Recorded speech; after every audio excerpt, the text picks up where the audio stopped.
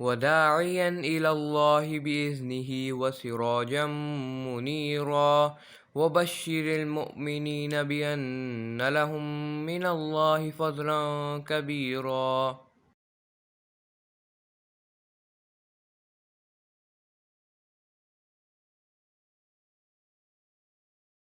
نحمده ونصلي على رسوله الكريم اما بعد فاعوذ بالله من الشيطان الرجيم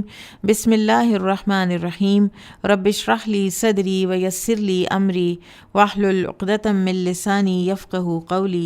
رب زدني علما اللهم فقهنا في الدين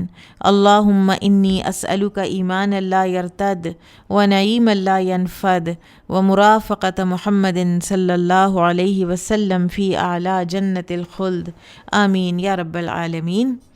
تفسیر سورۃ المائدہ، سورۃ المائدہ کی تفسیر۔ بابن، اور بعض ابواب ہوتے ہیں کہ جہاں امام بخاری کوئی عنوان نہیں باندھتے، بہرحال یہاں پر سورۃ المائدہ میں آنے والے کچھ الفاظ کے انہوں نے معنی کیے ہیں۔ وَأَنْتُمْ حُرُمْ وَاحِدُهَا حَرَامٌ، وَأَنْتُمْ حُرُمْ میں حرم حرام کی جمع ہے۔ فَبِمَا نَقْدِهِمْ مِيثَاقَهُمْ، فَبِمَا نَقْدِهِمْ مِيثَاقَهُمْ میں نقدہم کے معنی ہے ان کے عہد کو توڑنے کی وجہ سے، یعنی لفظ ما زائدہ ہے۔ التی کتب اللہ، التی کتب اللہ کے معنی ہے، التی کتب اللہ کے معنی ہے جعل اللہ، کتب اللہ جعل اللہ، ٹھیک ہے، کہ اللہ تعالیٰ نے بنا دیا۔ تبوء معنی ہے تحملہ، تو اٹھا لے گا۔ دائرتن دولتن، دائرہ کے معنی ہے گردش زمانہ۔ وقال غیرہ، اور دوسرے مفسرین نے کہا ہے الاغراء، الاغراء کے معنی ہے التسلیط، مسلط کرنا اور ڈال دینا۔ اجورہن مہورہن، اجورہن سے مراد مہر عورتوں کے۔ المہیمن الامین، القرآن امین علی کل کتاب قبلہ، المہیمن کے معنی ہے امانت دار، یعنی قرآن کریم سابقہ تمام آسمانی کتب کا محافظ و نگران ہے۔ وقال سفیان، اور امام سفیان ثوری کہتے ہیں ما فی القرآن آیتن، نہیں ہے قرآن میں کوئی آیت اشد علیہ، جو مجھ پر زیادہ سخت ہو، من لستم علی شیء حتی تقیموا التوراۃ والانجیل وما انزل الیکم من ربکم، اس آیت سے، یعنی اس آیت سے زیادہ سخت آیت اور گراں آیت مجھ پر کوئی نہیں، جس کا معنی ہے اس وقت تک تمہاری کوئی حیثیت نہیں جب تک تم تورات، انجیل اور تمہاری طرف نازل شدہ تعلیمات پر عمل نہ کرو۔ مخمصۃ مجاعۃ، مخمصہ کے معنی ہے بھوک۔ ومن احیاہا، اور ومن احیاہا کے معنی ہے یعنی من حرم قتلہا الا بحق، جس نے کسی کا خون ناحق حرام خیال کیا، الا بحق، مگر یہ کہ حق کے ساتھ، حی الناس منہ جمیعا، گویا سب آدمی اس کی وجہ سے زندہ رہے، یعنی اگر اس نے انسانی جان کی حرمت کی، سوائے اس کے کہ جب اس جان کو قتل کرنے کا حکم ہو، ٹھیک ہے، جیسے قصاص میں ہم نے بات کی تھی، تو ایسے ہے کہ گویا اس نے تمام انسانیت کو زندہ رکھا۔ شرعۃ و منہاجا، شرعۃ و منہاجا کے معنی ہے راستہ اور طریقہ۔ سبیلاً و سنتاً۔ فَإِنْ عُثِرَ، فَإِنْ عُثِرَ کے معنی ہے ظاہرہ، یعنی ظاہر ہونا۔ الاولیانی واحدہما اولا، الاولیانی کا واحد ہے اولا، اور اس سے مراد دو گواہ ہیں۔ اب ذرا ہم دیکھ لیتے ہیں کہ قرآن میں کس جگہ پر یہ آیات آئی ہیں۔ اس وقت یہ جو ہم قرآن میں پھر دوبارہ واپس جاتے ہیں نا کہ دیکھیں کہ یہ الفاظ قرآن کی کس آیت میں کس کانٹیکسٹ میں آئے ہیں، اگر آپ لوگوں کے سامنے آپ کا مصحف کھلا ہوگا تو آپ لوگوں کو آسانی ہوگی انشاءاللہ فالو کرنے میں۔ حرم غیر محل الصید وانتم حرم، سورۃ المائدہ آیت نمبر 1، اور پھر مائدہ ہی 95 میں اللہ تعالیٰ فرماتے ہیں یا ایھا الذین آمنوا لا تقتلوا الصید وانتم حرم، ٹھیک ہے، اور یہ دونوں احرام کی حالت میں ہونے کے معنی میں آ رہا ہے یہاں پر۔ پھر ہے فَبِمَا نَقْدِهِمْ مِيثَاقَهُمْ، بوجہ ان کا اپنے عہدوں کو توڑنا، ٹھیک ہے، یہود نے جو بار بار عہد توڑے اس کی طرف اشارہ ہے۔ وَقَوْلِهِ الَّتِي كَتَبَ اللَّهُ تو یہ کہاں پر آیا ہے؟ المائدہ 21 میں، ادخلوا الارض المقدسۃ التی کتب اللہ لکم، اس پاکیزہ زمین میں داخل ہو جاؤ کہ جو اس نے تمہارے لیے مقدر کر دی ہے، ٹھیک ہے، اور اس کے باوجود بھی یہ نہ گئے۔ پھر ہے تبوء تحملو، اور یہ ہے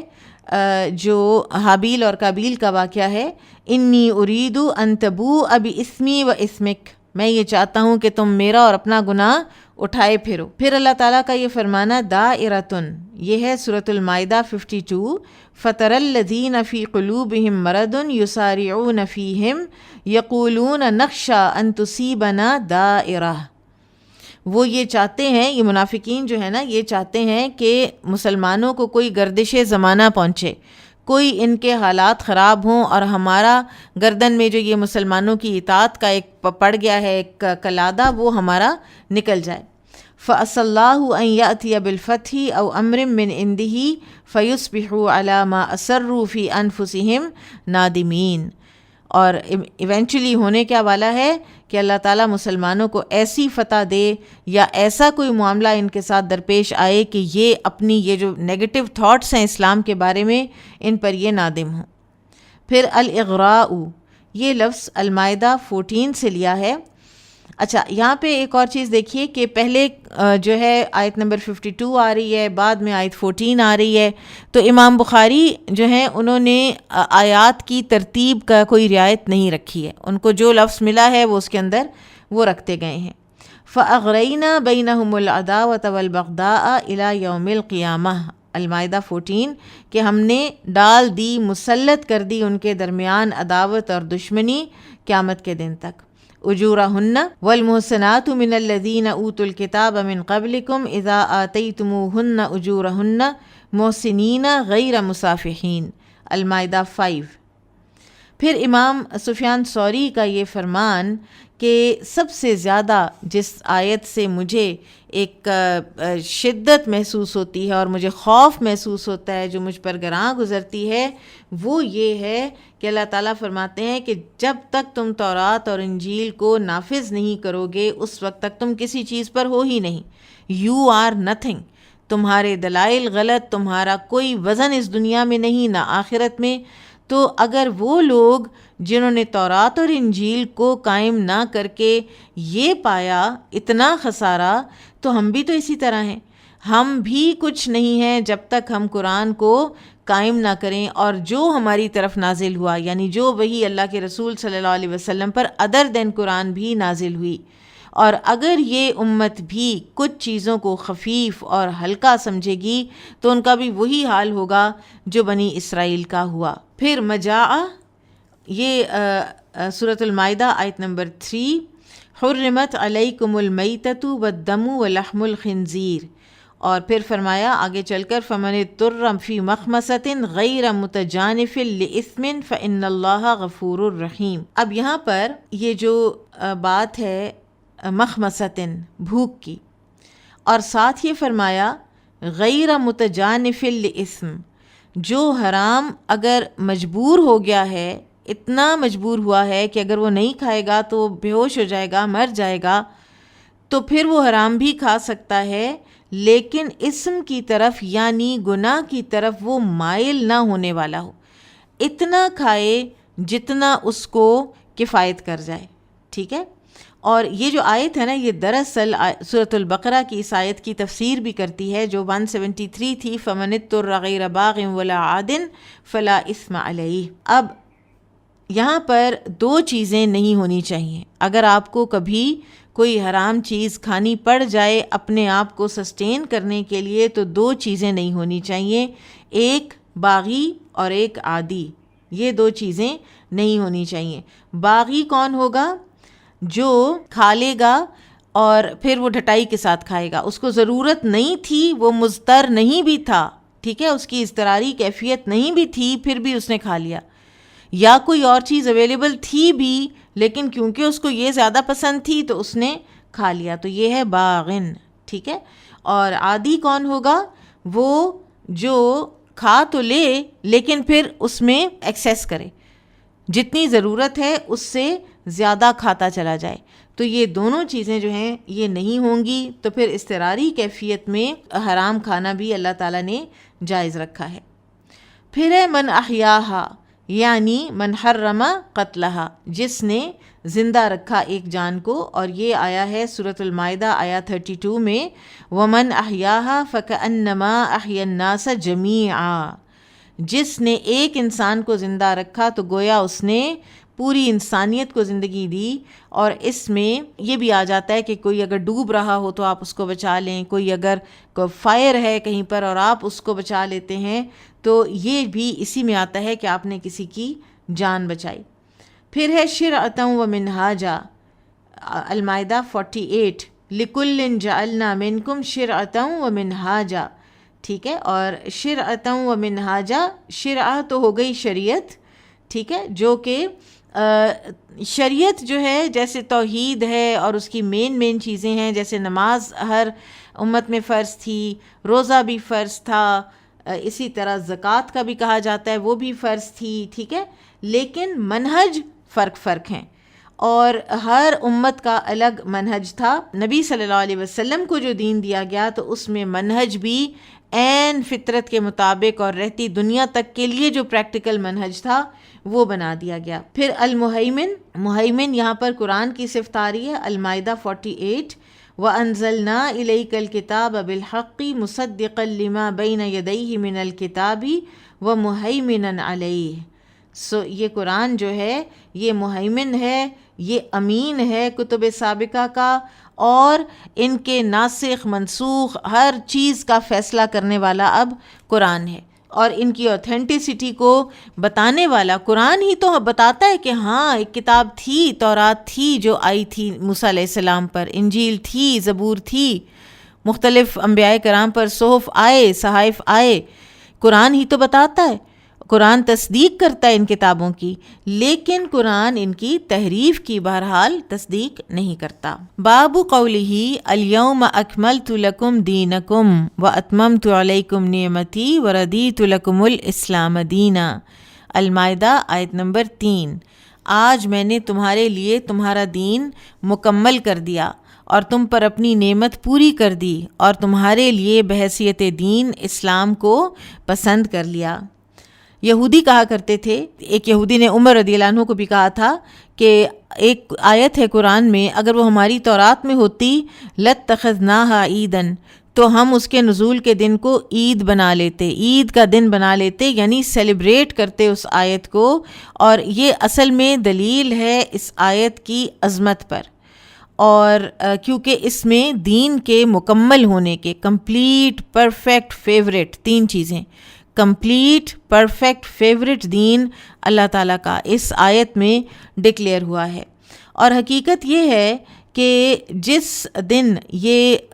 نازل ہوئی تھی یہ آیت، وہ جمعے کا دن تھا اور 9 ذی الحج کا دن تھا، اور جمعے کا دن مسلمانوں کی عید ہی کا دن ہوتا ہے، اور اسی طرح سے یوم عرفہ کو بھی عید المسلمین کہتے ہیں، اس لیے کہ یہ ہر سال لوٹ کر آتا ہے دن، عادہ یعودو جو ہے یہ لوٹ کر آنے کے لیے بھی ہوتا ہے نا، عادت بھی اسی لیے کہتے ہیں کہ وہ انسان بار بار کرتا ہے، ٹھیک ہے۔ تو اللہ سبحانہ و تعالیٰ نے اس آیت کو نازل اسی دن کیا کہ جو مسلمانوں کی سکون، اطمینان اور خوشی کے دن تھے، ٹھیک ہے۔ اور پھر اس آیت میں ہمیں اور کیا پتہ چلتا ہے کہ اللہ تعالیٰ کی اس امت پر یہ بہت بڑی عنایت ہے، یہ جو اللہ تعالیٰ نے فرمایا اکملت لکم، اکملت لکم۔ پھر اسی طرح سے دوسری بات جو ہمیں اس آیت سے پتہ چلتی ہے وہ یہ ہے کہ یہ دین جو ہے نا، یہ اس کو پریکٹس کرنا ہم پر واجب ہے، ٹھیک ہے۔ اگر ہم اس امت کے اندر، اس امت کے دائرے میں رہنا چاہتے ہیں، اگر ہم امتی سرٹیفائی ہونا چاہتے ہیں، تو پھر ہمیں اس دین کو اپنے اوپر واجب کرنا ہے، کیونکہ اللہ تعالیٰ نے فرمایا دینکم، تمہارا دین. اور دین سے ویسے مراد جو ہے، دین کا جو لفظ ہے، اس سے مراد عمل بھی ہے اور اس سے مراد جزاء علی العمل بھی ہوتا ہے. قال حدثني محمد بن بشار قال حدثنا عبد الرحمن قال حدثنا سفیان عن قیس عن طارق بن شہاب قالت اليہود لعمر انکم تقرؤون آیتا. یہود نے عمر رضی اللہ عنہ سے کہا کہ تم لوگ بے شک ایک آیت کی تلاوت کرتے ہو، لو نزلت فینا، اگر وہ ہمارے ہاں نازل ہوتی، لاتخذناہا عیداً، تو ہم اس کے نزول کے دن کو عید کا دن بنا لیتے. فقال عمر، تو عمر رضی اللہ عنہ نے کہا، انی لأعلم حیث انزلت وأین انزلت، میں بڑی اچھی طرح جانتا ہوں جب وہ آیت نازل ہوئی اور کہاں وہ نازل ہوئی. وَأَيْنَ رسول اللہ صلی اللہ علیہ وسلم حیث انزلت، کہ جب یہ نازل ہوئی تو اس وقت رسول اللہ صلی اللہ علیہ وسلم کہاں تشریف فرما تھے، میں یہ بھی جانتا ہوں. یوم عرفہ، یہ دن تھا عرفہ کا. وَإِنَّا وَاللَّهِ بِعَرَفَةٍ، اور واللہ ہم اس وقت میدان عرفات ہی میں تو تھے. قال سفیان، سفیان کہتے ہیں، وَأَشَكُّ كَانَ يَوْمَ الْجُمُعَةِ أَمْ لَا، مجھے شک ہے کہ جمعے کا دن تھا یا کوئی اور دن. الْيَوْمَ أَكْمَلْتُ لَكُمْ دِينَكُمْ، یعنی یہ والی آیت. اب سفیان ثوری کے شک کی وجہ یہ بیان کی گئی ہے کہ رسول اللہ صلی اللہ علیہ وسلم کی وفات سوموار کے دن ربیع الاول کی 12 تاریخ کو ہوئی، جیسا کہ مشہور ہے. اگر یوم عرفہ اس سے پچھلا والا جمعے کے دن تھا تو پھر کسی صورت میں 12 ربیع الاول کو سوموار کا دن نہیں پڑتا. بہرحال اس بات پر اتفاق ہے کہ جس دن یہ آیت نازل ہوئی وہ جمعے کا دن تھا. ٹھیک ہے، تو لہٰذا 12 ربیع الاول کی جو ڈیٹ ہے، اتنا ہمیں پتہ ہے کہ منڈے تھا جس دن نبی صلی اللہ علیہ وسلم کا وصال ہوا ہے، لیکن 12 تھی یا نہیں اس دن، اس کے بارے میں شک ہے. اور عرفہ کے دن کو عید کا دن اس لیے مجازن کہا گیا ہے کہ اس دن انسان حج کا سب سے اہم رکن وقوف عرفہ ادا کر رہا ہوتا ہے، اور پھر یہ کہ یہ دن اس کے اوپر بار بار ہر سال آتا ہے. باب قولہ فلم تجدوا ماء فتیمموا صعیدا طیبا، پھر تمہیں پانی نہ مل رہا ہو تو پاک مٹی سے تیمم کر لیا کرو کی تفسیر. یہ کل بھی گزری ہے آیت اور آج پھر یہ آئی ہے، اس کو دوبارہ دیکھ لیتے ہیں. تیمموا تعمدوا، تیمموا کے معنی ہے ارادہ کرو. آمین عامدین، آمین سے مراد ارادہ کرنے والے. اممت و تیممت واحد،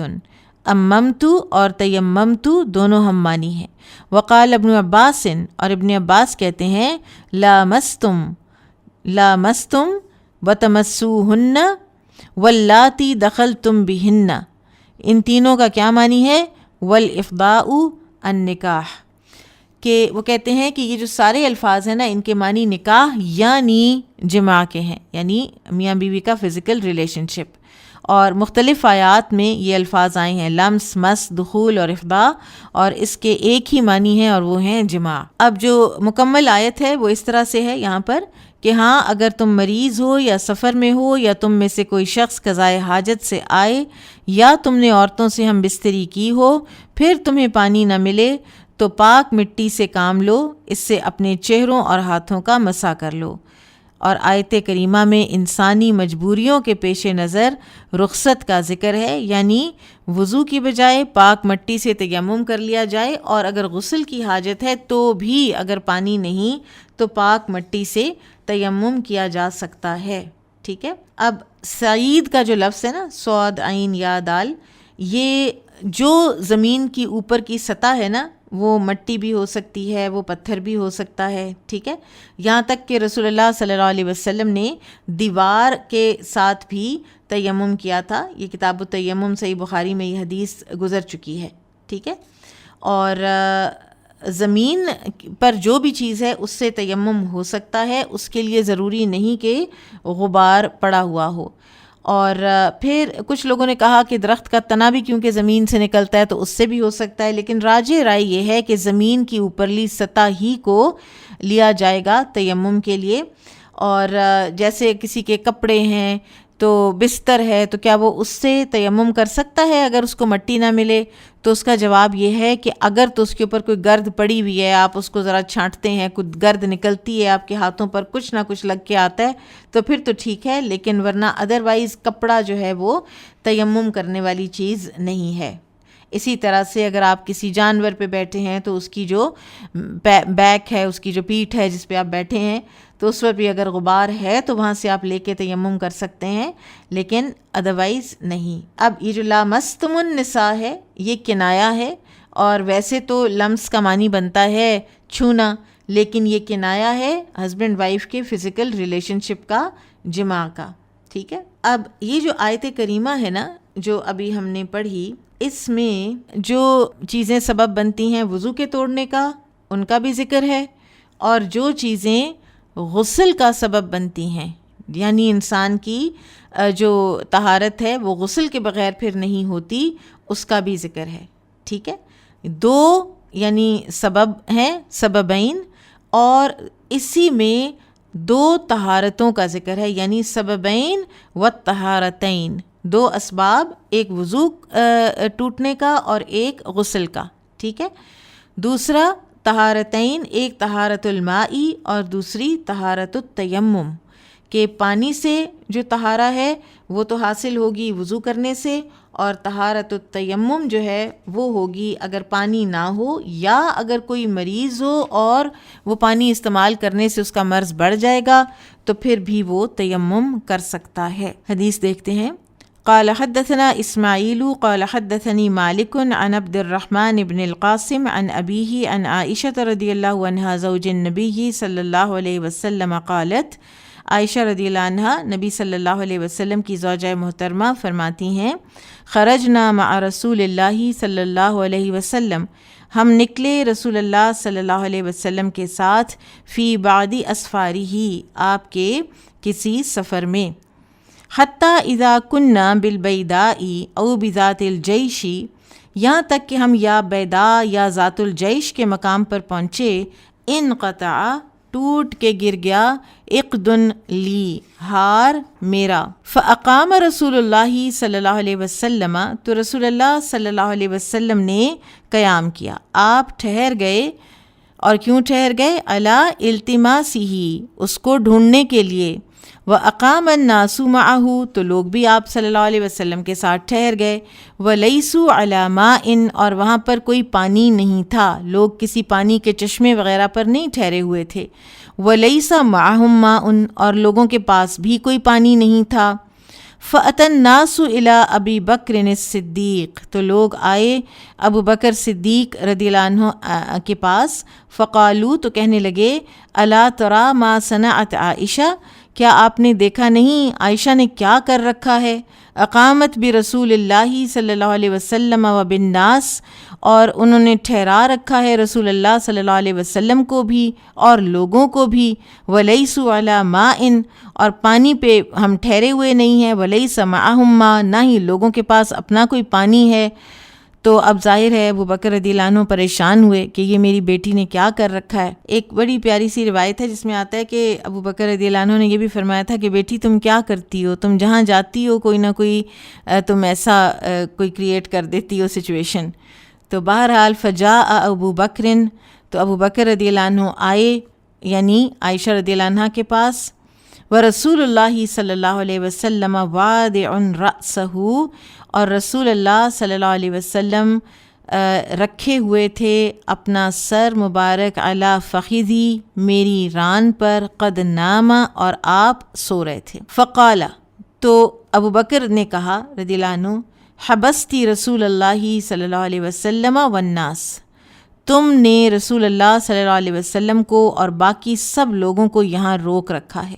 وَلَيْسُوا عَلَى مَاءٍ، یہاں پر کوئی پانی نہیں ہے، کوئی چشمہ نہیں ہے، وَلَيْسَ مَعَهُمْ مَاءٌ، اور ان کے اپنے پاس بھی کوئی پانی نہیں۔ قالت عائشہ، عائشہ کہتی ہیں، فَعَاتَبَنِي ابو بکرن، ابو بکر نے ڈانٹا مجھے، بہت خفا ہوئے مجھ پر، وقال ما شاء اللہ ان یقول، اور جو اللہ کو منظور تھا وہ انہوں نے مجھے کہا، اور یعنی بہت کچھ مجھے کہہ لیا، وجعل یطعننی، اور لگے ایسے. یطعننی ہوتا ہے تان، کہتے ہیں پوک کرنا. تانا بھی اسی سے ہے نا، کسی کو پوک کرنا، کسی کو پنچ کرنے والی بات کرنا. تو مجھے پوک کرنے لگ گئے، کچوکے لگانے لگ گئے، بیدی ہی اپنے ہاتھ سے، فی خاصرتی میری کوکھ میں، سائڈ پر نا ڈانٹ رہے ہیں، ساتھ غصہ ہے بیٹی کے اوپر، اور ساتھ یہ ہے کہ دیکھو رسول اللہ صلی اللہ علیہ وسلم کو تنگ کیا اس نے، اور ساری آرمی کو تنگ کیا. ولا یمنعنی من التحرک، اور مجھے حرکت کرنے سے نہیں روکا الا مگر مکان رسول اللہ صلی اللہ علیہ وسلم علی فخذی، نبی صلی اللہ علیہ وسلم کا میرے ران پر سر مبارک رکھے ہونے نے، یعنی اس کے علاوہ، ورنہ تو کچھ ہلتی، کچھ اپنے آپ کو بچاتی، پھر وہ بالکل سٹل جو ہیں، سنتی بھی رہی ہیں اور برداشت کرتی رہی ہیں سارا جو فزیکل بھی ان کے ساتھ کیا گیا. فقام رسول اللہ صلی اللہ علیہ وسلم حین اصبح، جب رسول اللہ صلی اللہ علیہ وسلم صبح بیدار ہوئے، علی غیر ماء، اور پانی وہاں تھا نہیں، فانزل اللہ آیت التیمم، تو اللہ تعالیٰ نے آیات تیمم نازل کر دیں. سبحان اللہ. فقال اسید بن حدیر، اسید بن حضیر نے کہا، ما ہی بأول برکتکم یا آل ابی بکر، اے آل ابی بکر یہ تمہاری کوئی پہلی برکت تو نہیں ہے. سبحان اللہ. اب دیکھیں واقعہ افک ہوا تو اس میں بھی کیسی برکتیں آج تک ہم ان کو ریپ کرتے ہیں، کہ ہمیں پریویسی کے اصول پتہ چلے، کتنا کچھ ہمیں ملا. سیدہ عائشہ کے اس وقت بھی ہار ہی گما تھا. قالت، وہ بولی، فبعثنا البعیر الذی کنت علیہ فاذا العقد تحتہ، اور پھر ہم نے جب وہ اونٹ اٹھایا جس پر میں سوار تھی تو ہار اس کے نیچے پڑا تھا، اور اللہ تعالیٰ کو پتہ تھا کہ ہار اس کے نیچے ہے، اور اللہ تعالیٰ نے یہ آیات نازل کرنی تھی، اور اللہ تعالیٰ نے ہمیں بہت کچھ سکھانا تھا اس سے. اللہ تعالیٰ نے ہمیں یہ بھی سکھانا تھا کہ دیکھو اللہ کے رسول صلی اللہ علیہ وسلم بالکل پینک نہیں ہوئے، سچویشن اپنے ہاتھ میں نہیں ہے، اور پرابلم ہوئی ہوئی ہے، اور لوگوں کو بھی ہوئی ہوئی ہے، لیکن اس کے باوجود کوئی پینک نہیں ہے. پھر اسی طرح سے رسول اللہ صلی اللہ علیہ وسلم کی جو حضرت عائشہ رضی اللہ عنہ کے لیے التفات ہے اور پیار محبت ہے کہ ان کا ہار گم ہوا ہے تو ہار تو اب ڈھونڈنا ہے نا. عائشہ کا ہار گم ہو گیا ہے تو عائشہ کا ہار تو ہمیں ڈھونڈنا ہوگا. سب رک جائیں، سارے لوگ رک جائیں، پانی نہیں ہے تو بھی رک جائیں، عائشہ کا ہار تو ڈھونڈنا ہے. آپ دیکھیے کہ اگر نبی صلی اللہ علیہ وسلم یہ حکم دے دیتے کہ عائشہ ہار چھوڑو، اب ہم اس طرح ہر کسی کو کتنی تکلیف دینا، چلو چلیں، وہ اونٹ اٹھتا تو ہار تو نیچے تھا. ایسا ہی ہے نا، ہار بھی مل جانا تھا اور آرمی نے چل بھی پڑنا تھا، لیکن پھر یہ تیمم کی برکت تو حاصل نہیں ہونی تھی نا، اور نہ ہی ہمیں یہ پتہ چلنا تھا کہ رسول اللہ صلی اللہ علیہ وسلم سیدہ عائشہ رضی اللہ عنہا کے ساتھ اور اپنے اہل خانہ کے ساتھ کتنا حسن معاشرت کرتے تھے. پھر اسی طرح سے ایک اور چیز کا بھی یہاں پہ جواز ملتا ہے، اور وہ ہے کہ آدمی، باپ اپنی بالغ بیٹی کو ریپریمانڈ کر سکتا ہے. جیسے عائشہ رضی اللہ عنہا، اب وہ نبی صلی اللہ علیہ وسلم کی بیوی ہیں، پھر بھی ابو بکر رضی اللہ عنہ نے اپنا حق استعمال کیا ہے. پھر اسی طرح سے کچھ سخت الفاظ بولنے کا جواز بھی ملتا ہے، الا یہ کہ وہ کوئی گالی گلوچ نہ ہو، ولگر باتیں نہ ہوں، کیونکہ وہ کہتی ہیں نا وقال ما شاء اللہ ان یقول، انہوں نے بتایا نہیں ہے کہ انہوں نے مجھے کیا کیا کچھ کہہ لیا، لیکن سخت الفاظ کہے. پھر اسی طرح سے اس حدیث سے ہمیں عائشہ رضی اللہ عنہا کا جو تعظیم اور احترام ہے رسول اللہ صلی اللہ علیہ وسلم کے لیے، وہ بھی پتہ چلتا ہے کہ ابو بکر رضی اللہ عنہ نے ان کو مارا ہے ٹھیک ٹھاک، اور وہ ہلی تک نہیں ہے. اور نبی صلی اللہ علیہ وسلم کا حسن معاملہ تو پھر نظر آتا ہی آتا ہے کہ ہار بھی ڈھونڈنا ہے، اور انہی کی ران پر سر رکھ کے سو بھی رہے ہیں. اور یہ چیزیں جو ہیں نا، یہ مودہ بین الزوجین لے کر آتی ہیں. زوجین کے درمیان، ہسبینڈ وائف کے درمیان مودہ اور الفت بڑھتی ہے اس طرح کے جو ایکشنز ہیں ان سے، انڈیئرمنٹ سے. پھر اس سے ایک اور بات پتہ چلتی ہے، ایک جواز پتہ چلتا ہے کہ کسی انسان کے لیے اس بابرکت ہونے کا اطلاق کیا جا سکتا ہے، لیکن اس میں ایک شرط ہے کہ وہ انسان زندہ ہو. ٹھیک ہے، جب انسان دنیا سے چلا جائے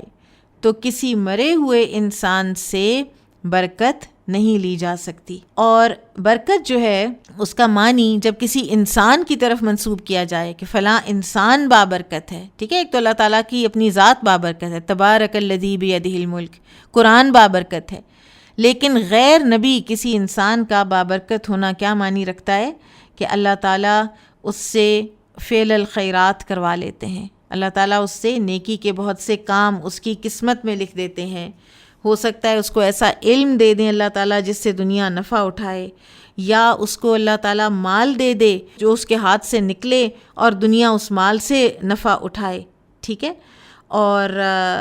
یا پھر جیسے اس قصے میں کیا برکت آئی، تیمم کی برکت آئی، ایک شرعی حکم ہی آ گیا، تو یہ ایسی برکت تھی کہ جو پھر دنیا میں اور کسی کو بھی نہیں مل سکتی۔ آج تو کسی کے لیے کوئی نیا شرعی حکم تو نہیں آ سکتا نا، کوئی کتنا بھی بابرکت ہو جائے۔ پھر اس میں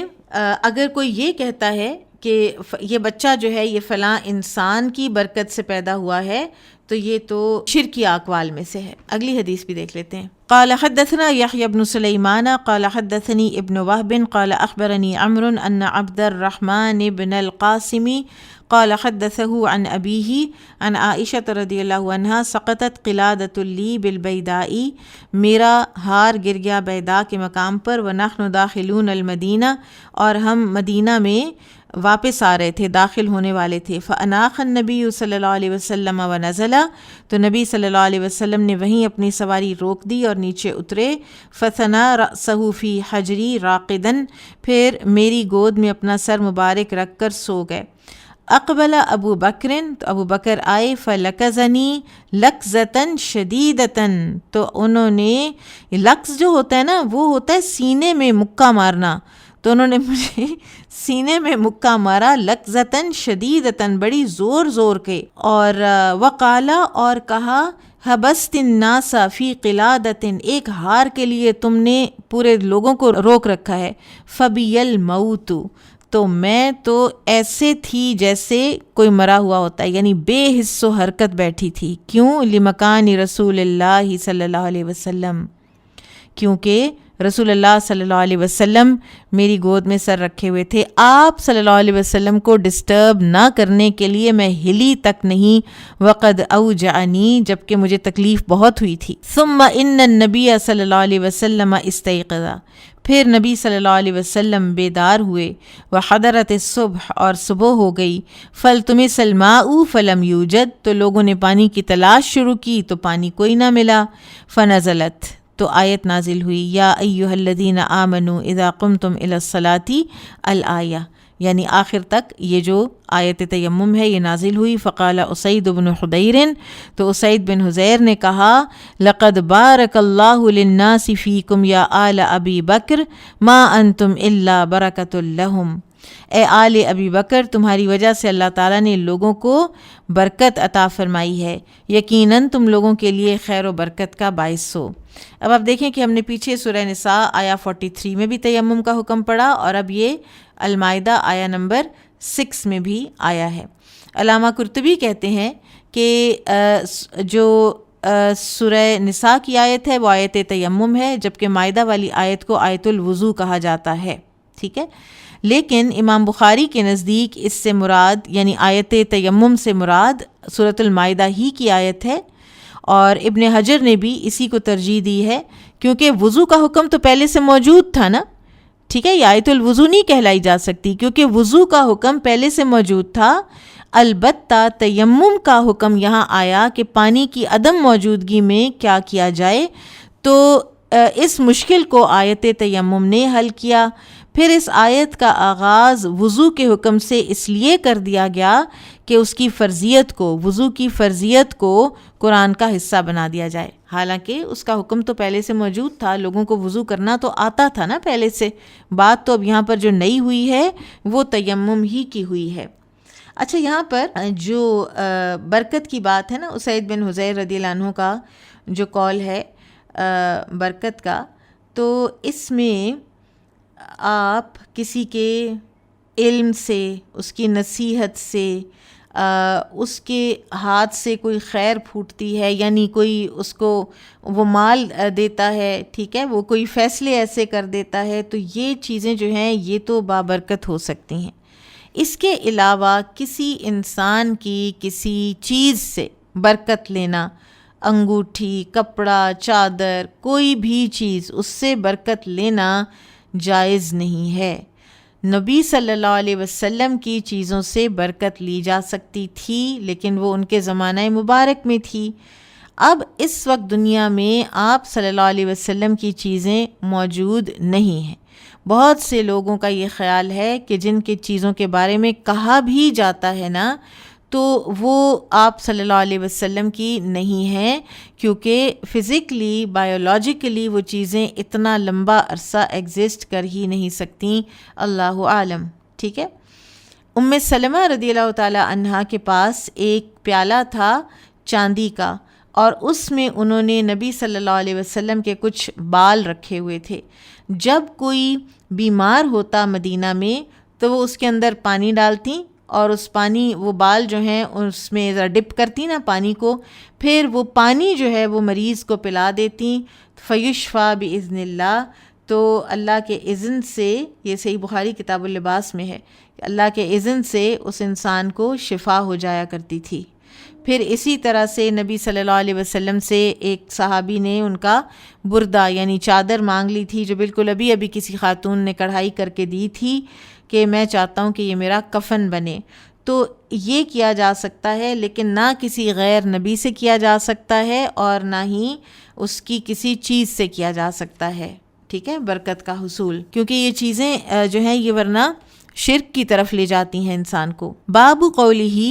فاذهب انت وربک فقاتلا انا ہاہنا قاعدون، اللہ سبحانہ وتعالیٰ کا یہ فرمان، تو اور تیرا رب دونوں جاؤ اور ان سے لڑو، ہم تو یہیں بیٹھے ہیں۔ اب موسیٰ علیہ السلام کی قوم جو ہے وہ ایک مدت سے غلامی کی زندگی بسر کر رہی تھی، اور بچھڑے کی عبادت بھی ان کا معمول تھا، اور اتنی پست ہمتی تھی اور اتنی بزدلی تھی کہ اللہ نے وعدہ کیا ہے کہ تم اس بستی میں داخل ہو جاؤ، یہ تمہیں دے دی جائے گی۔ پھر کہتے ہیں نبی کو، اپنے اس نبی کو کہ جس نے ان کے لیے کیا کیا کچھ ان کو اللہ تعالیٰ نے معجزات نہیں دکھائے موسیٰ علیہ السلام کے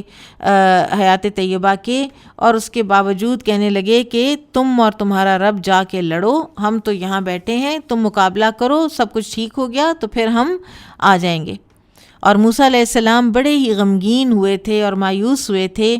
اور اللہ کے حضور دعا کی کہ ایسی قوم سے تو میں اکیلا ہی بہتر ہوں، جیسے تو حکم دے میں حاضر ہوں، یا پھر میرا بھائی حاضر ہے، باقیوں کا میں کوئی گارنٹی نہیں دے سکتا، یہ نافرمان قوم اگر میری بات نہیں مانتی تو یا اللہ میں کیا کر سکتا ہوں، لہٰذا تو میرے اور نافرمان لوگوں کے درمیان جدائی ڈال دے۔ اور اس کے مقابلے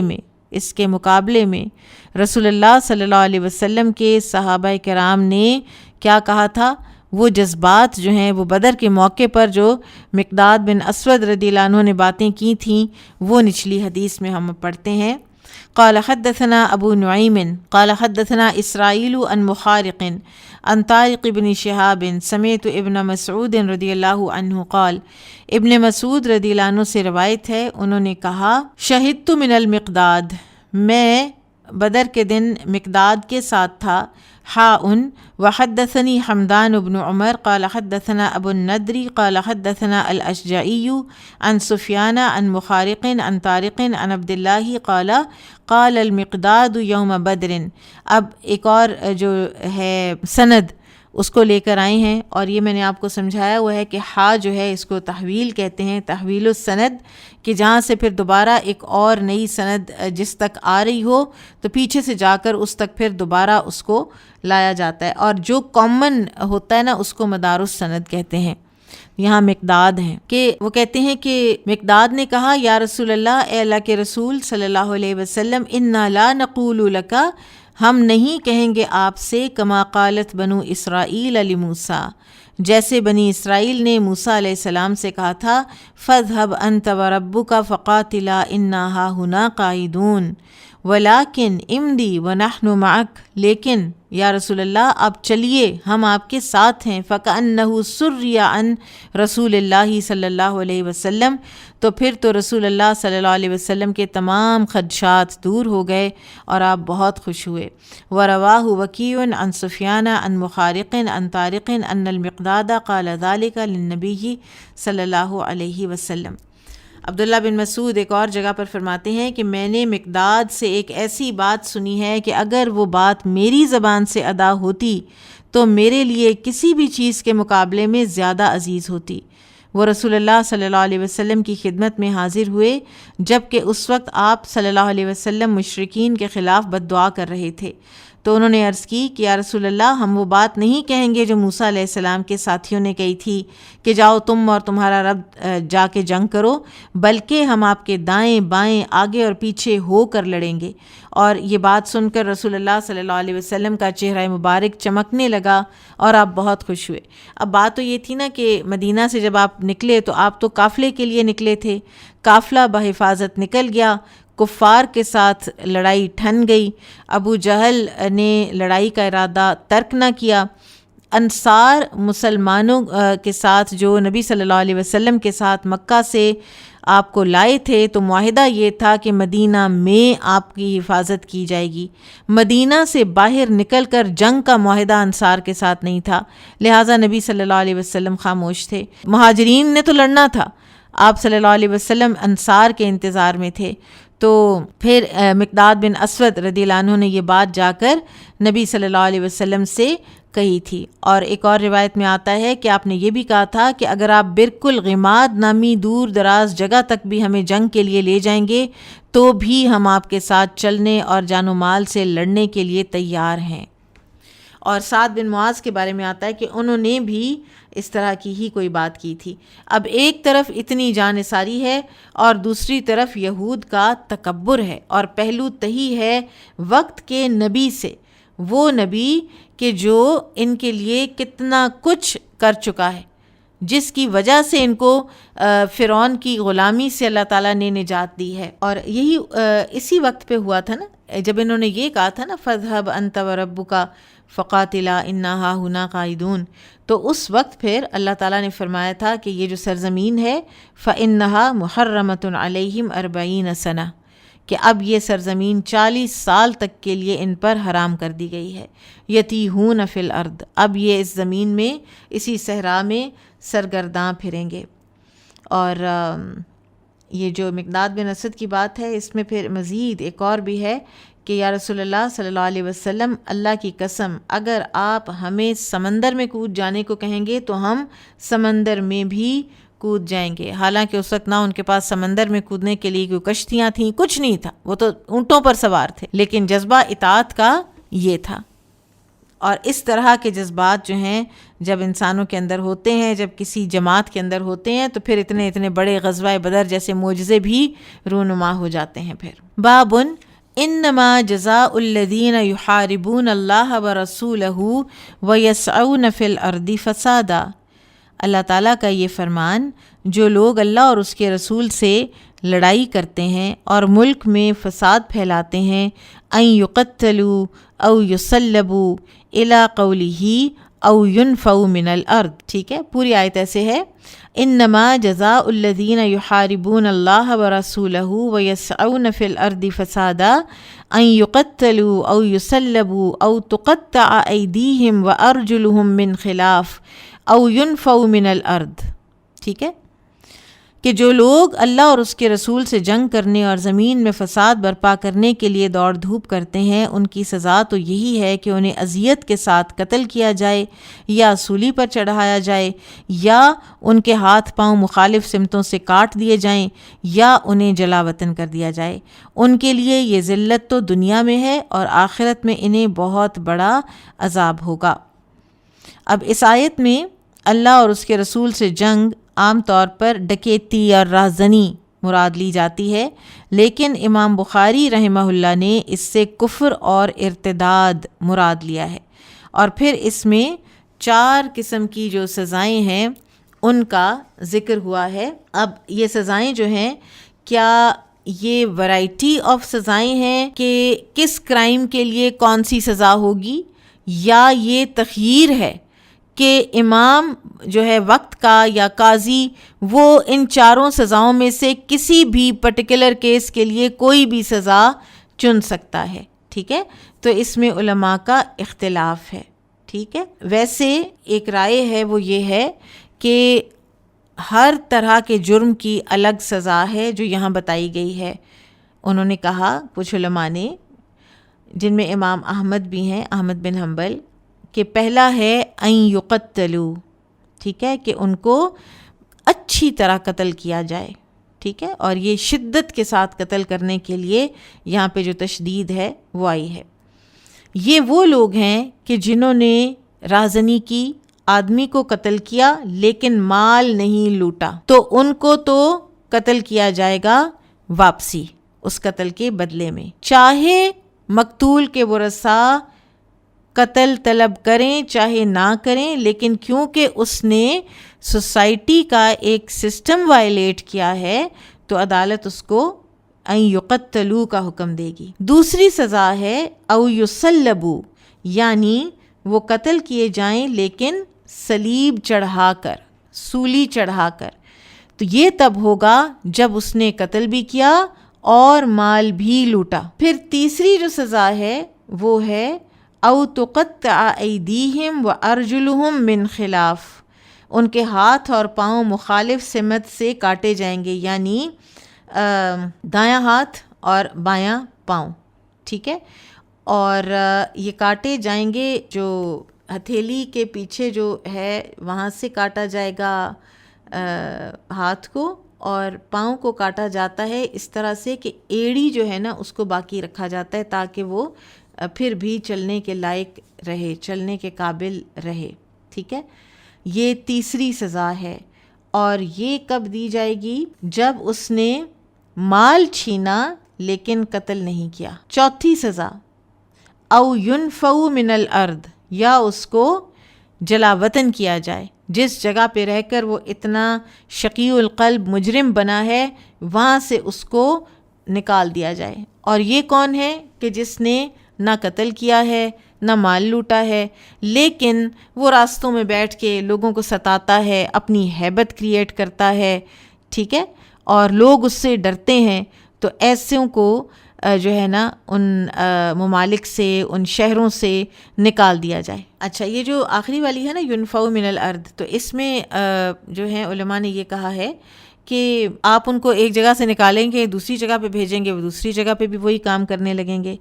تو اس کا بلکہ مطلب یہ ہے، یہ بعض کی رائے ہے کہ ان کو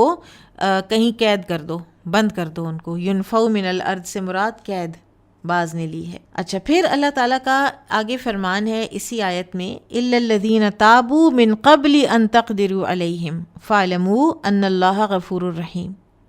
کہ اگر وہ توبہ کر لیتے ہیں اس سے پہلے کہ تم ان کو پکڑو تو پھر اللہ تعالیٰ بخشنے والا مہربان ہے. یعنی اللہ تعالیٰ نے ان کی جو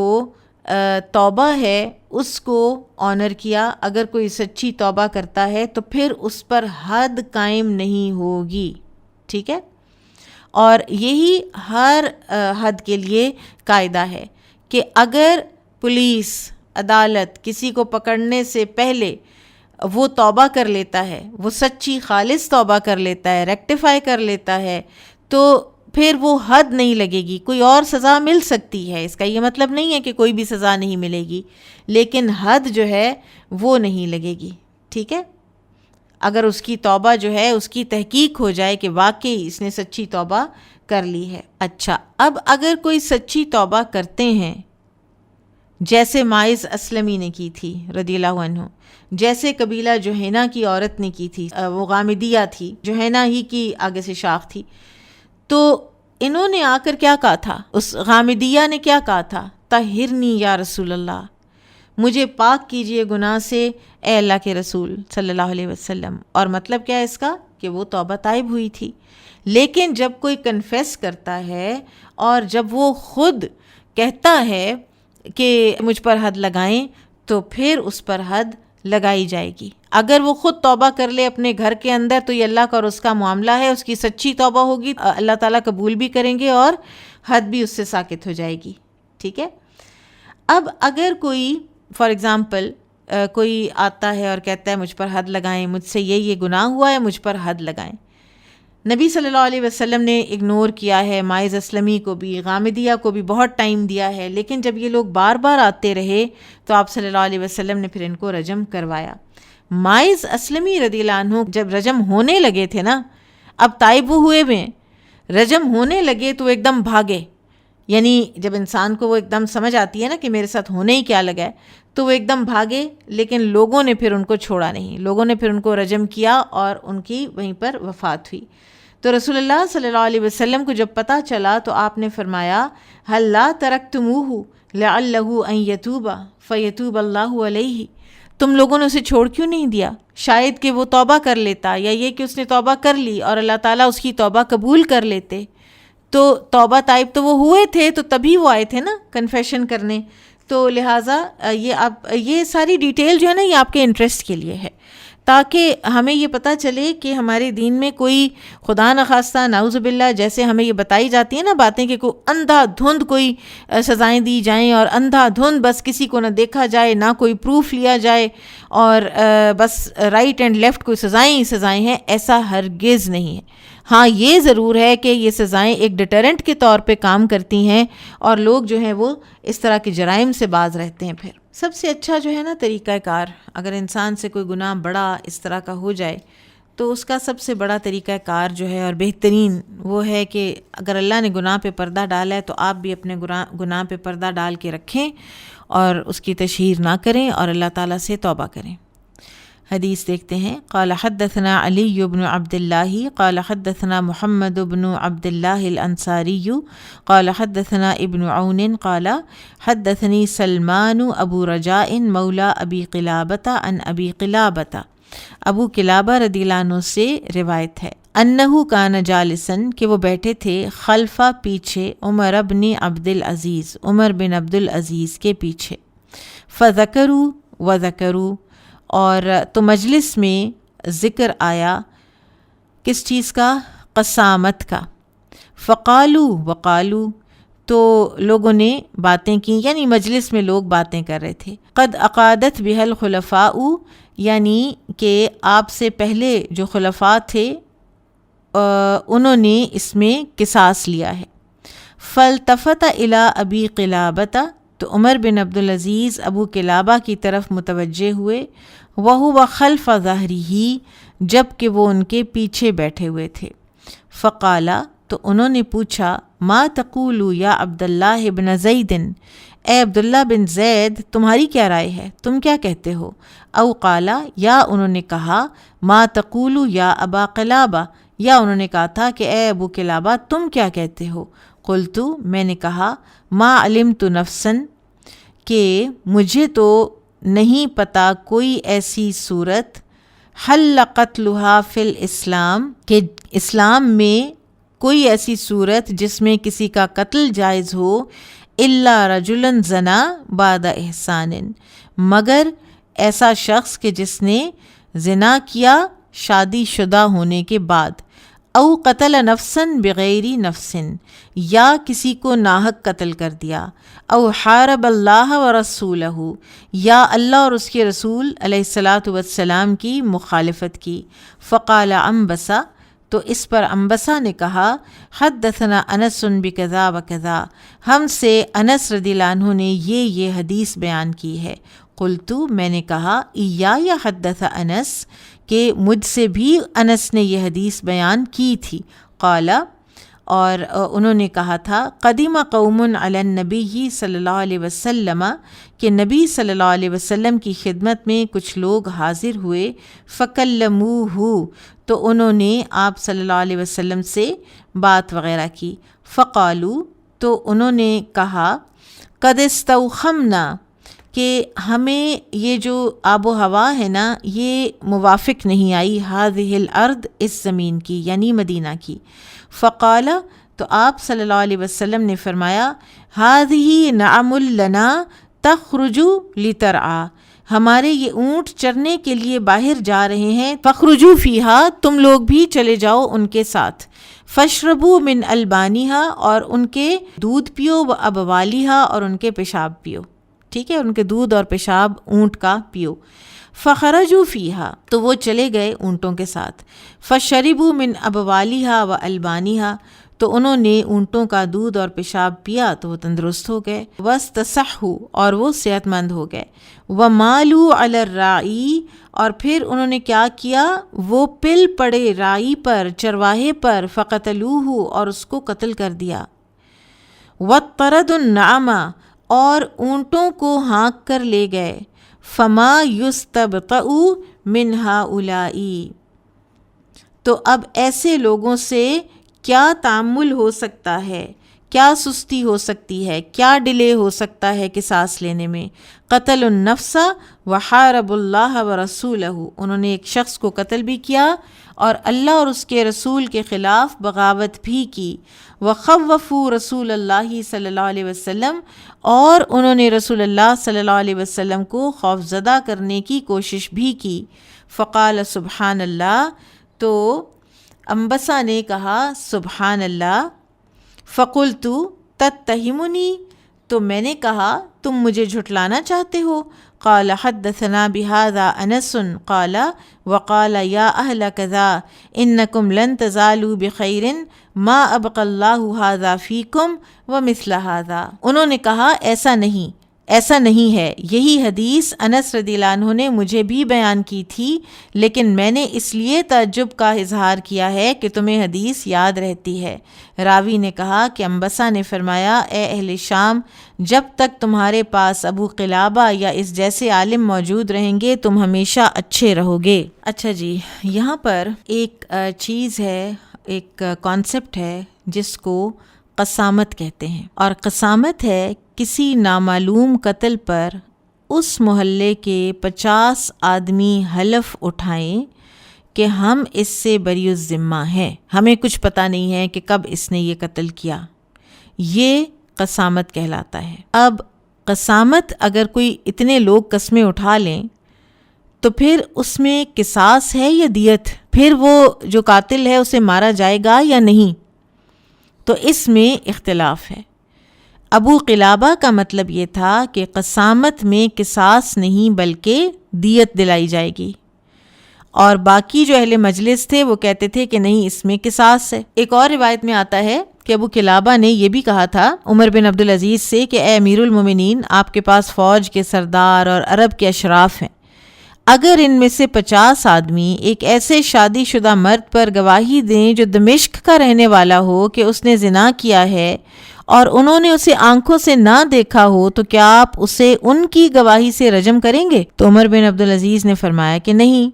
تو ابو قلابہ نے کہا کہ اگر ان میں سے 50 آدمی ایک شخص کے خلاف چوری کی گواہی دیں جو حمص میں ہو اور انہوں نے اسے دیکھا نہیں، تو کیا آپ ان کی گواہی سے اس کا ہاتھ کاٹ دیں گے؟ انہوں نے کہا نہیں۔ تو پھر انہوں نے کہا کہ رسول اللہ صلی اللہ علیہ وسلم نے 3 قسم کے لوگوں کو قتل کرنے کا حکم دیا ہے، اور ان میں قسامت کی بنا پر قتل کرنا نہیں ہے، ٹھیک ہے۔ اور ابو قلابہ نے قتل کے جو موجبات ہیں وہ 3 اسباب بتائے جن میں قسامت نہیں تھی، اور انبسا نے جو یہ ارینا اور اکل قبیلے کے لوگوں کے وہ جو قتل اور ڈاکہ زنی والی جو بات کی تھی نا انبسا نے، ٹھیک ہے، تو انہوں نے دراصل یہ جو محاربین ہیں، یعنی یہ فساد کیا تھا نا انہوں نے ایک بہت بڑا، تو فساد والوں کو قتل کیے جانے کا انہوں نے انبسا نے اپنا رجحان یہ بتایا، ٹھیک ہے۔ ان کا مطلب یہ تھا کہ جواز قتل صرف ان 3 اسباب میں ہی نہیں ہے۔ اب ابو قلابہ نے جواب دیا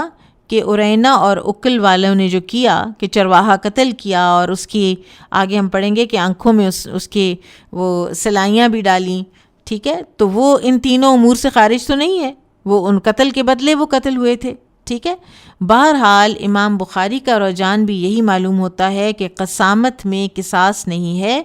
اگر قسمیں کھا لیں کسی نے، 50 قسمیں کھا لی گئیں تو ان کو آنر کیا جائے گا اور پھر صرف دیت دلائی جائے گی، ٹھیک ہے۔ اور کتاب الدیات میں پورا ایک باب القسامہ ہے جس میں مزید انشاءاللہ آئندہ وضاحت بھی ہوگی۔ باب قولہ والجروح قصاص، ارشاد باری تعالی اور زخموں میں بھی قصاص ہے کا بیان۔ پوری آیت کا ترجمہ اس طرح سے ہے کہ ہم نے ان یہودیوں کے لیے لکھ دیا، عربی بھی پڑھ لیتے ہیں، وَكَتَبْنَا عَلَيْهِمْ فِيهَا أَنَّ النَّفْسَ بِالنَّفْسِ وَالْعَيْنَ بِالْعَيْنِ وَالْأَنْفَ بِالْأَنْفِ وَالْأُذُنَ بِالْأُذُنِ وَالسِّنَّ بِالسِّنِّ وَالْجُرُوحَ قِصَاص، کہ ہم نے ان یہودیوں کے لیے لکھ دیا تھا کہ جان کے بدلے جان، آنکھ کے بدلے آنکھ، ناک کے بدلے ناک، کان کے بدلے کان، دانت کے بدلے دانت، اور زخموں کا برابر برابر بدلہ ہوگا۔ اور جو شخص اپنے حق سے دستبردار ہو جائے تو یہ دستبرداری اس کے لیے اپنے گناہوں کا کفارہ بن جائے گی، یعنی کوئی معاف کر دے تو اس کے اپنے دیگر گناہوں کا کفارہ ہو جائے گا۔ اب یہاں پر جو مین امام بخاری نے باب باندھا ہے وہ ہے والجروح قصاص، اور زخموں کا بھی قصاص ہے، ٹھیک ہے۔ اب یہاں پر آپ دیکھیں پیچھے سے کیا بات آ رہی ہے، العین بالعین والانف بالانف والاذن بالاذن والسن بالسن، ٹھیک ہے، لیکن یہ نہیں فرمایا کہ الجرح بالجرح، کہ زخم کے بدلے زخم، کہ کسی کو اگر زخم لگائے تو وہ اس کو اسی طرح کا اتنا ہی زخم لگا لے۔ زخموں کا فرمایا والجروح قصاص، کیا مطلب ہے کہ اس میں بہت ساری تفصیل جو ہے نا وہ فقہا نے کی ہے کہ کس طرح کے زخم کا کتنا قصاص ہوگا۔ قصاص اس زخم کا ہوگا کہ جو زخم ہڈی تک پہنچے، کیونکہ اس کے علاوہ کسی بھی زخم کو جو گوشت میں ہو اس کو آپ ناپ نہیں سکتے۔ اگر کسی کو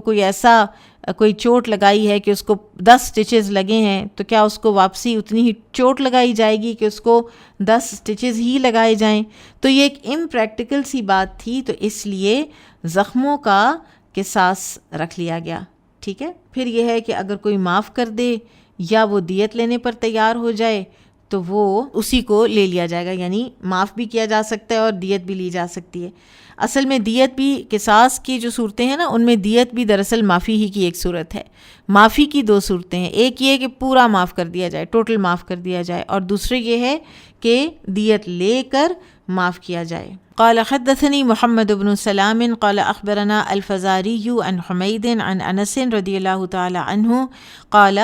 کسرت الربیع، یہ حدیث پیچھے گزر چکی ہے کہ ان کی پھپھی ربیع بنت نضر جو تھی نا انہوں نے توڑ دیا، وہی عمت انس بن مالک، اور یہ پھپھی تھیں انس بن مالک کی، ثنیۃ جاریۃ من الانصار، انصار کی ایک لڑکی کا سامنے والا دانت، فطلب القوم القصاص، تو لڑکی کے گھر والوں نے قصاص کا مطالبہ کیا، فاتوا النبی صلی اللہ علیہ وسلم، تو نبی صلی اللہ علیہ وسلم کی خدمت میں وہ حاضر ہوئے، فامر النبی صلی اللہ علیہ وسلم بالقصاص، تو نبی صلی اللہ علیہ وسلم نے قصاص ہی کا حکم جاری کر دیا۔ فقال انس بن النضر عم انس بن مالک، تو انس بن نضر جو چچا ہیں انس بن مالک کے، انہوں نے کہا اپنی بہن کے بارے میں، اپنی بہن کے لیے، لا واللہ لا تکسر سنہا یا رسول اللہ، اللہ کی قسم اس کا دانت نہیں توڑا جائے گا یا رسول اللہ۔ یہ وہ کوئی اعتراض نہیں کر رہے تھے، یہ پیچھے بات ساری گزر چکی ہے کہ یہ ان کا اللہ پر ایک توکل تھا، حسن ظن تھا کہ اللہ تعالیٰ کوئی وے آؤٹ نکالیں گے، یہ نہیں ہوگا۔ فقال رسول اللہ صلی اللہ علیہ وسلم، تو رسول اللہ صلی اللہ علیہ وسلم نے فرمایا، یا انس، اے انس، کتاب اللہ القصاص، کتاب اللہ میں تو قصاص ہی ہے، اللہ کی کتاب تو قصاص ہی کی بات کرتی ہے۔ فردی القوم وقبل العرش، اور پھر کیا ہوا کہ وہ جو قصاص ہی پر اڑے ہوئے تھے بہرحال وہ راضی ہو گئے معافی پر، اور انہوں نے دیت قبول کر لی۔ فقال رسول اللہ صلی اللہ علیہ وسلم، تو اس وقت پھر رسول اللہ صلی اللہ علیہ وسلم نے فرمایا، ان من عباد اللہ، اللہ کے بندوں میں سے کوئی ہوتے ہیں، من لو اقسم علی اللہ لابرہ، جو اللہ پر قسم کھا لیتے ہیں تو اللہ تعالیٰ ان کی قسم کو ضرور سچا کر لیتا ہے، چاہے وہ فار فیچڈ بھی نظر آ رہی ہو اس وقت۔ وہ قسم کھاتے ہیں کہ اللہ کی قسم ایسا نہیں ہوگا، اللہ ایسا نہیں کرے گا میرے ساتھ، تو اللہ تعالیٰ ایسا نہیں کرتے۔ یہ لوگ ہوتے ہیں کچھ کہ جن کا اللہ تعالیٰ پر ایسے توکل ہوتا ہے کہ جیسے پرندے، جب وہ صبح نکلتے ہیں خالی پیٹ نکلتے ہیں، کچھ ان کے نیسٹ میں نہیں ہوتا، کچھ ان کے پاس مال نہیں ہوتا، اور شام کو وہ بھرے پیٹ گھر آ جاتے ہیں۔ اچھا، ویسے عرش جو ہے نا یہاں پر دیت کے لیے جو استعمال ہوا ہے، تو دراصل یہ کوئی خریدار جب خریدی ہوئی چیز کے کسی عیب کو جان لے اور پھر وہ اس کو کہے بیچنے والے کو کہ تم مجھے اس کے اتنے اتنے پیسے واپس کر دو تو میں چیز اپنے پاس ہی رکھتا ہوں، تو اس کو عرش کہا جاتا ہے، ٹھیک ہے۔ اور زخموں کا بھی عرش یا دیت جو ہے وہ اسی طرح ہے کہ وہ بھی پیدا شدہ نقصان کو پورا کر دیتی ہے، ٹھیک ہے۔ اب یہاں پر بہت خوبصورت فوائد ہمیں اس حدیث سے ملتے ہیں۔ ایک تو یہ کہ نبی صلی اللہ علیہ وسلم نے یہاں پر استدلال کیا ہے تورات سے۔ اللہ سبحانہ وتعالیٰ نے قرآن میں فرمایا کہ ہم نے تورات میں لکھا ہوا ہے والجروح قصاص، اور آپ صلی اللہ علیہ وسلم نے فرمایا کتاب اللہ القصاص، اللہ کی کتاب تو قصاص ہی کی بات کر رہی ہے، ٹھیک ہے۔ حالانکہ قرآن میں حکم نہیں ہے، حکم قرآن میں جو ہے نا وہ بتایا جا رہا ہے کہ بنی اسرائیل میں یہ حکم تھا، تو لہٰذا جو چیزیں جو کلیش نہیں کرتی ہماری شریعت کے مزاج سے، تو اس میں نبی صلی اللہ علیہ وسلم نے ان کا بھی اقتداء کیا ہے، جیسا کہ سورۃ الانعام آیا 90 میں اللہ سبحانہ وتعالیٰ نے فرمایا اولئک الذین ھدی اللہ فبہداہ مقتدہ، یہ وہ لوگ ہیں کہ جن کو اللہ تعالیٰ نے ہدایت دی اور انہی کی ہدایت کی آپ بھی پیروی کیجیے۔ پھر اسی طرح سے جو قسم ہے انس بن نضر نے کھائی کہ اللہ کے بندوں میں سے کچھ ایسے بھی ہیں کہ قسم کھا لیں تو اللہ قسم ہی پوری کر دے ان کی، لیکن ایک اور جگہ پر ایک آدمی نے ایک قسم کھائی تھی، وہ بھی حدیث میں آتا ہے اور یہ صحیح مسلم کی حدیث ہے کہ اس نے کسی کے بارے میں کہا تھا واللہ، اللہ کی قسم، لا یغفر اللہ لفلان، اللہ فلاں کو تو بالکل بھی معاف نہیں کرے گا۔ تو اللہ تعالیٰ نے فرمایا کہ یہ کون ہے جو اللہ تعالیٰ پر قسم اٹھا کے کہتا ہے کہ میں کسی کو معاف نہیں کروں گا، اس کو میں نے معاف کر دیا اور تیرے میں نے اعمال ضائع کر دیے۔ اب ان دونوں میں کیسے تطبیق ہو؟ ایک طرف تو وہ پورے وثوق کے ساتھ ایک بات کر رہے ہیں اور نبی صلی اللہ علیہ وسلم اس کی ایک طرح سے تعریف کر رہے ہیں اس بات کی، اور فرما رہے ہیں کہ ایسے بھی لوگ ہیں کہ جن کی اس طرح کئی ہوئی باتیں جو ہے وہ پوری ہو جاتی۔ تو بات یہ ہے کہ ایک طرف تھا اللہ تعالیٰ پر توکل اور بھروسہ اور حسن ظن، اور دوسری طرف اللہ سے سوء ظن ہے، اور دوسری طرف ایک ججمنٹ ہے جو پاس کی جا رہی ہے کسی انسان کے جنتی یا دوزخی ہونے پر۔ تو یہ فرق ہے کہ کوئی انسان قسم کھاتا کس چیز کے اوپر ہے، وہ اللہ تعالیٰ کی رحمت سے دوری کی کھاتا ہے یا اللہ تعالیٰ کی رحمت کے آنے کی کھاتا ہے۔ اور پھر یہ ہے کہ دل جو ہیں وہ الٹ پلٹ ہوتے ہیں اللہ کے ہاتھ میں، اور جیسا کہ یہ لوگ تھے جن کی بہن کا بیٹی کا دانت ٹوٹا، تو یہ شروع میں بالکل راضی نہیں ہو رہے تھے،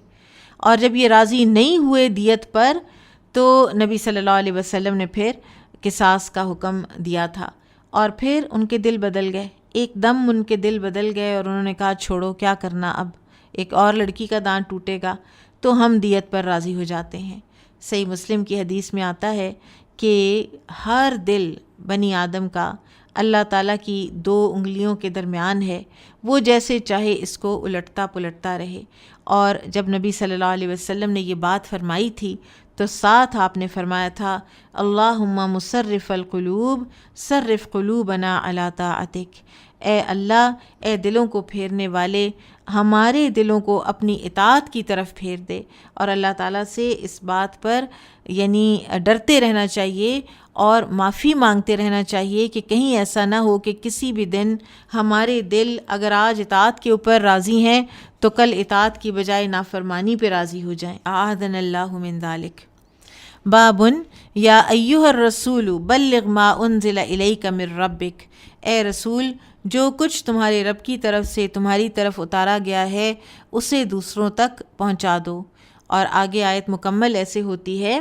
کہ اور اگر آپ نے ایسا نہ کیا تو اللہ کا پیغام پہنچانے کا حق ادا نہ کیا اور اللہ آپ کو لوگوں کے شر سے محفوظ رکھے گا۔ قال حدثنا محمد بن یوسف قال حدثنا سفیان عن اسماعیل عن الشعبی عن مسروق عن عائشہ رضی اللہ عنہا قالت من حدثک جس نے تم سے کہا، عائشہ رضی اللہ عنہ کہتی ہیں، جس نے تم سے کہا ان محمدن صلی اللہ علیہ وسلم، کہ محمد صلی اللہ علیہ وسلم نے کتم شیئن، چھپائی کوئی بات، مما انزل علیہ، اس میں سے جو آپ پر نازل کیا گیا ہے، فقط کذبا، تو اس نے جھوٹ بولا۔ واللہ یقول، اور اللہ تعالیٰ فرماتے ہیں، یا ایھا الرسول بلغ ما انزل الیک من ربک، اللہ تعالیٰ نے خود فرمایا ہے کہ اے پیغمبر، جو کچھ تمہارے رب کی طرف سے تمہاری طرف نازل کیا گیا ہے اسے لوگوں تک پہنچا دو۔ اور عائشہ رضی اللہ تعالیٰ عنہ فرماتی ہیں نا کہ اگر نبی صلی اللہ علیہ وسلم نے کوئی بات چھپانی ہوتی قرآن میں سے تو وہ یہ چھپاتے آیت وَتَخْشَى النَّاسَ وَاللَّهُ أَحَقُّ أَن تَخْشَاهُ، تم لوگوں سے ڈر رہے تھے اور اللہ تعالیٰ اس بات کا زیادہ حقدار ہے کہ اس سے تم ڈرتے۔ یہ صحیح مسلم کی، اور یہ وہ جو زید بن حارثہ اور زینب بنت جہش رضی اللہ عنہ والا سارا جو واقعہ ہے، اور اس میں زینب رضی اللہ عنہ سے آپ کے نکاح کی جو بات ہے، یہ اس کی طرف اشارہ ہے۔ لیکن آپ صلی اللہ علیہ وسلم نے کبھی کسی آیت کو بھی نہیں چھپایا، جیسا کہ سورہ تکویر میں اللہ سبحانہ وتعالیٰ فرماتے ہیں وَمَا هُوَ عَلَى الْغَيْبِ بِضَنِينٍ، اور آپ صلی اللہ علیہ وسلم غیب پر کوئی بخل کرنے والے نہیں ہیں، یعنی غیب کو چھپانے والے نہیں ہیں۔ اور پھر آپ دیکھیے کہ جس سال آپ صلی اللہ علیہ وسلم نے حج کیا ہے تو یوم عرفہ میں آپ نے فرمایا تھا صحابہ کرام سے وَأَنْتُمْ تُسْأَلُونَ عَنِّي فَمَا أَنْتُمْ قَائِلُونَ، تم لوگوں سے میرے بارے میں سوال کیا جائے گا تو تم لوگ کیا کہو گے؟ قالو، تو لوگوں نے کہا نشہد انک قد بلغت، ہم گواہی دیں گے کہ یا رسول اللہ صلی اللہ علیہ وسلم آپ نے پہنچا دیا۔ پھر آپ نے 3 مرتبہ فرمایا تھا اللہم اشہد، اے اللہ تو گواہ رہنا۔ باب قولہ، اللہ تعالیٰ کا یہ فرمان لا یؤاخذکم اللہ باللغو فی ایمانکم، اللہ تعالیٰ تمہاری لغو مہمل قسموں پر مواخذہ نہیں کرے گا۔ قال حدثنا علی بن سلمة قال حدثنا مالک بن سعیر قال حدثنا ہشام عن ابیہ عن عائشة رضی اللہ عنہا انزلت هذه الآیہ لا یؤاخذکم اللہ باللغو فی ایمانکم فی قول الرجل لا واللہ وبلا واللہ۔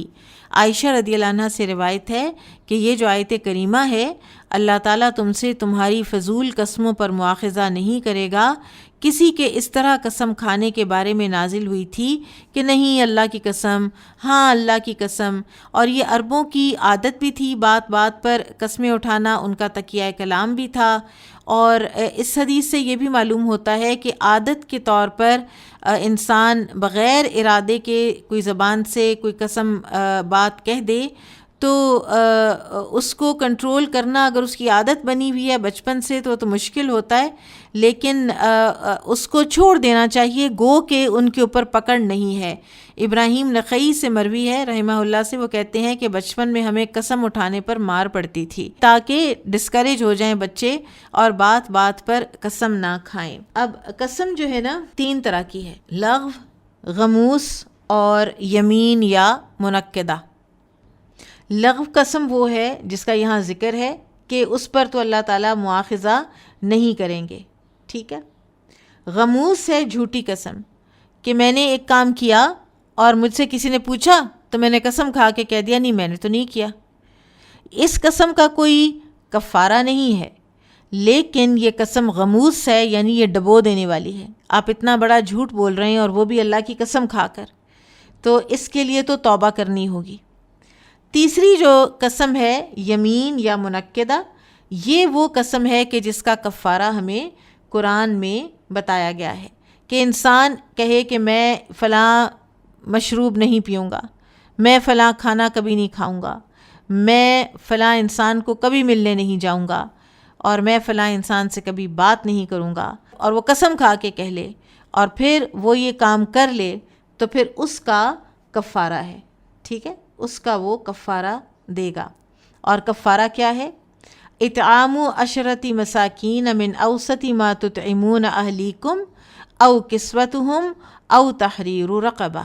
ٹھیک ہے۔ اب یہ 3 آپشنز ہیں، یہ تخییر ہے، یعنی آپ تینوں آپشنز میں سے کوئی بھی چوز کر سکتے ہیں۔ اور یہاں پر بھی اللہ سبحانہ و تعالیٰ نے اسہل سے شروع کیا ہے، سب سے آسان سے شروع کیا ہے، اور سب سے آسان کفارہ کیا ہے؟ وہ ہے 10 مساکین کو کھانا کھلانا۔ یہ 10 مساکین کو کپڑے پہنانے سے آسان ہے، اور 10 مساکین کو کپڑے پہنانا ایک گردن آزاد کرنے سے آسان ہے۔ تو لہٰذا اللہ تعالیٰ نے ایک ہمیں اسہل فالاسہل کا ایک اختیار دیا ہے، ٹھیک ہے۔ اب دیکھیے کہ یہاں پر ایک سوال ذہن میں آ سکتا ہے کہ قسم کے کفارے میں اگر آپ 10 مساکین کو کھانا کھلاتے ہیں تو 10 مساکین کو کھانا کھلانا آپ کا آج کے دن میں 2000 روپے میں ہو سکتا ہے۔ آپ کھانا بناتے ہیں 2000 روپے کا، آپ لوگوں کو بٹھاتے ہیں، آپ کھلاتے ہیں، وہ کھا سکتا ہے، کیونکہ ایک مسکین کو کھانا کھلانے کا فدیہ آج 200 بتایا گیا ہے، ٹھیک ہے۔ تو 200 into 10 is 10 2s are 2000، ٹھیک ہے، یہ 2000 بنا۔ اچھا، دوسری طرف کپڑے ہیں، کپڑے تو مہنگے آئیں گے، پھر اس سے بڑھ کر تحریر رقبہ ہے، وہ تو اس سے بھی، وہ تو کئی ہزاروں میں، وہ تو لاکھ تک بھی جا سکتا ہے، ٹھیک ہے۔ تو یہ اتنا جو یہ تفاوت ہے یہ کیوں ہے؟ تو اس میں شیخ عثیمین یہ کہتے ہیں کہ اصل جو آپ کی جان چھوٹتی ہے نا، اصل جو کفارہ ہے وہ تو گردن کا آزاد کرنا ہی تھا، کیونکہ آپ اپنی گردن آگ سے آزاد کرائیں گے ایک گردن کو اس دنیا میں آزاد کر کے،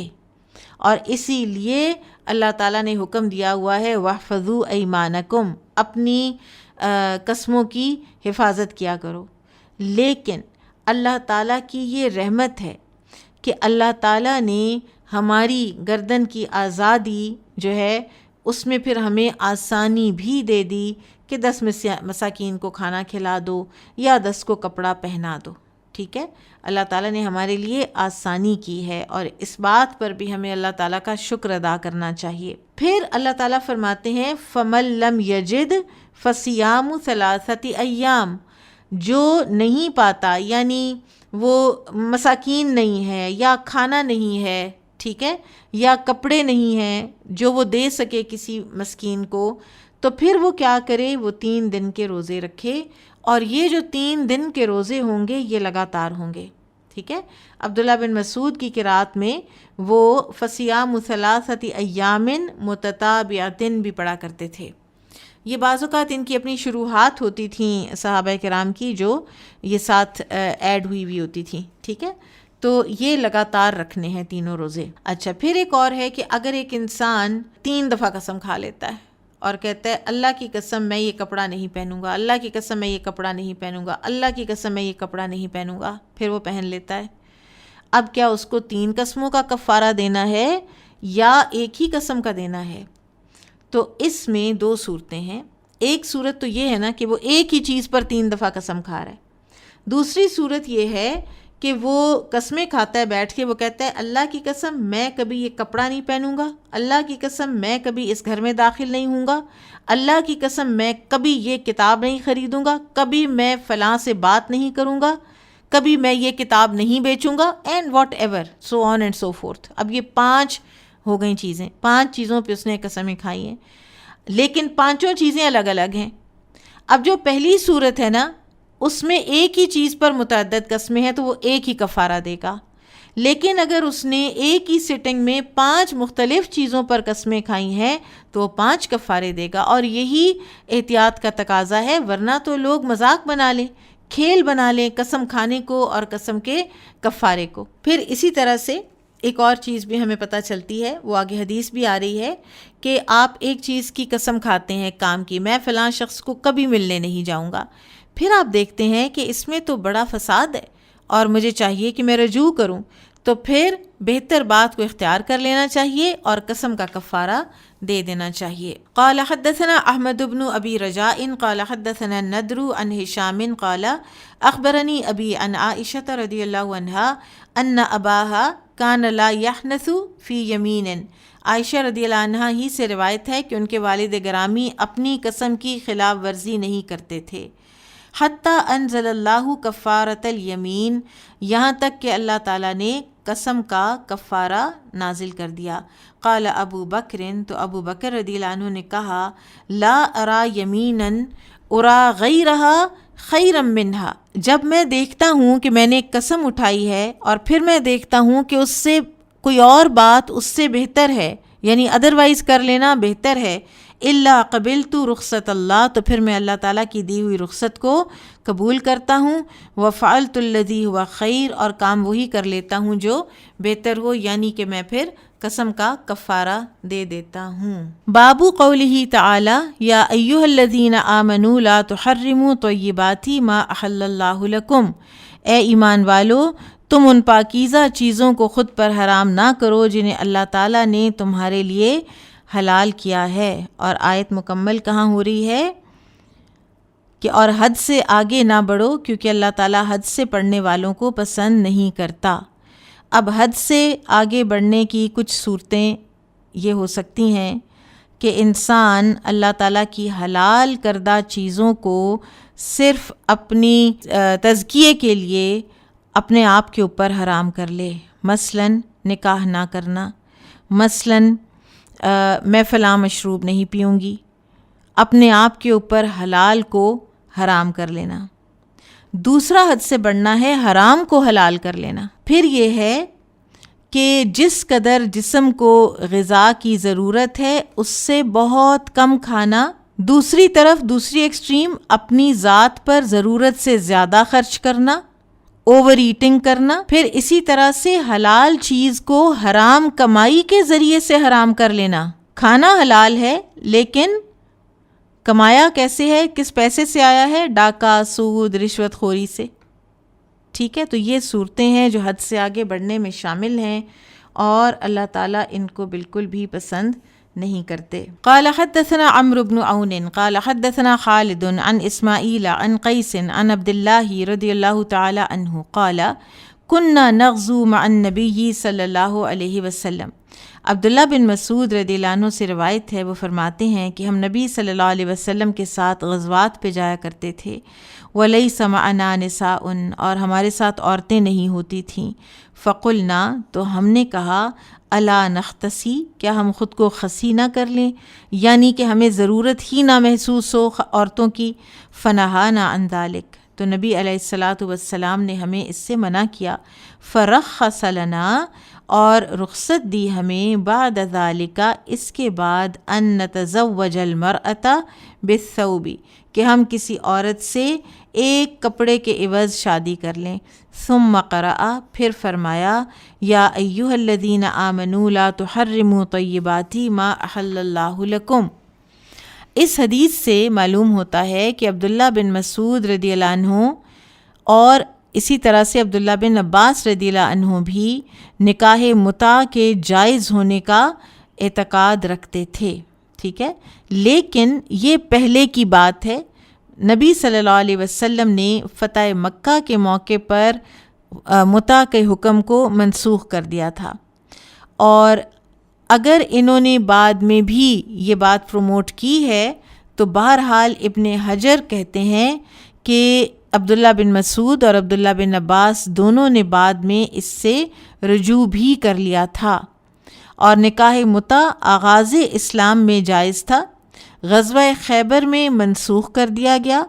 اس کے بعد غزوہ اوطاس میں 3 دن کے لیے دوبارہ اجازت ہوئی، پھر فتح مکہ کے موقع پر ہمیشہ ہمیشہ کے لیے اسے ختم کر دیا گیا، اور کتاب و سنت میں اس کی حرمت ثابت ہے۔ اچھا، اب یہاں پر تھوڑی سی ڈیٹیل ہم اپنے معاشرے کے حوالے سے دیکھ لیتے ہیں۔ چیزوں کو جو حلال ہے نا، ان کو بلا وجہ حرام ڈکلیئر کرنے کا ایک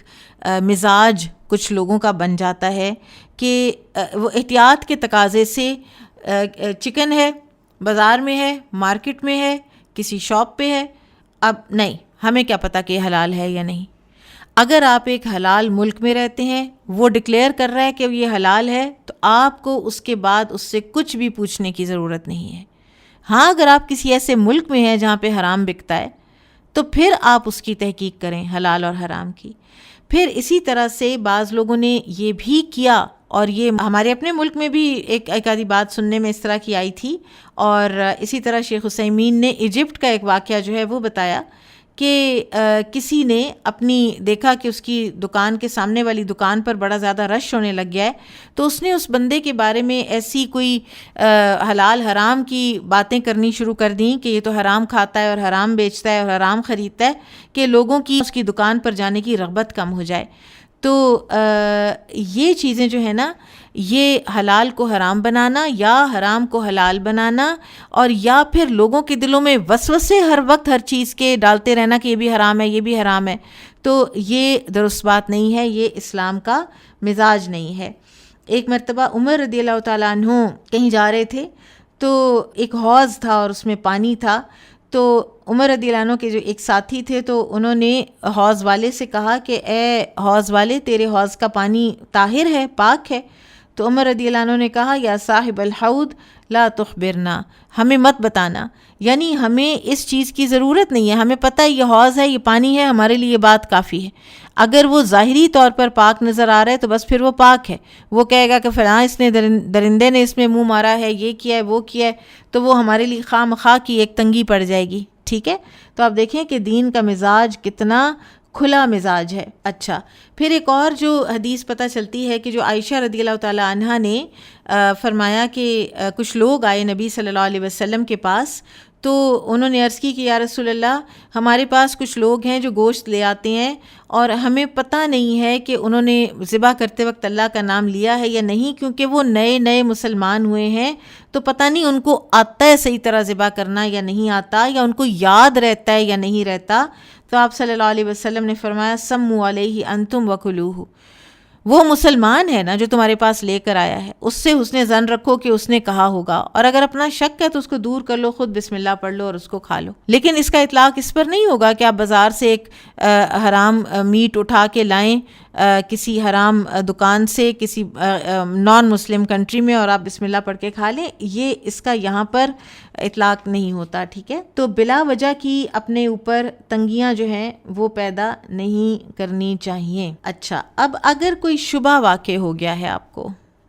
کوئی شبہ واقع ہو گیا ہے آپ کو اپنی آنکھوں سے کوئی چیز دیکھ کر کہ شاید یہ کچھ ٹھیک نہیں ہے، اس میں حرام ہونے کا چانس جو ہے وہ بڑھ گیا ہے، تو پھر آپ کیا کریں؟ اس کے بارے میں کیا تعلیم ہے؟ نبی صلی اللہ علیہ وسلم نے فرمایا کہ اپنا کتا جب تم بھیجتے ہو نا شکار پر، اور پھر تم جا کے اپنے اس کتے کو پکڑتے ہو، وہ شکار کے پاس کھڑا ہے اور شکار جو ہے وہ اس وقت اب مر چکا ہے اور ایک اور کتا ساتھ کھڑا ہے، اب احتمال اس بات کا ہے نا کہ اس دوسرے کتے نے اس کو مارا ہوگا، تو پھر تم اس پرندے کو یا شکار کو مت کھاؤ،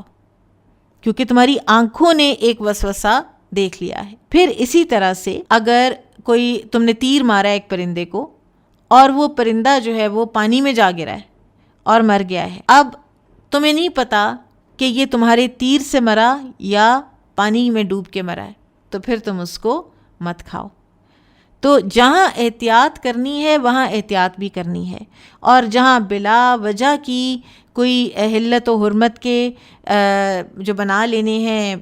پیمانے، اور ایک مسلمان ملک میں ایک مسلمان دکان پر اور ان کی ڈکلیئرڈ ان کے اس کے اوپر کہ یہ حلال ہے، اس پر بھی شک کرنا جو ہے وہ پھر آپ لوگوں کی زندگی جو ہے ان کو بالکل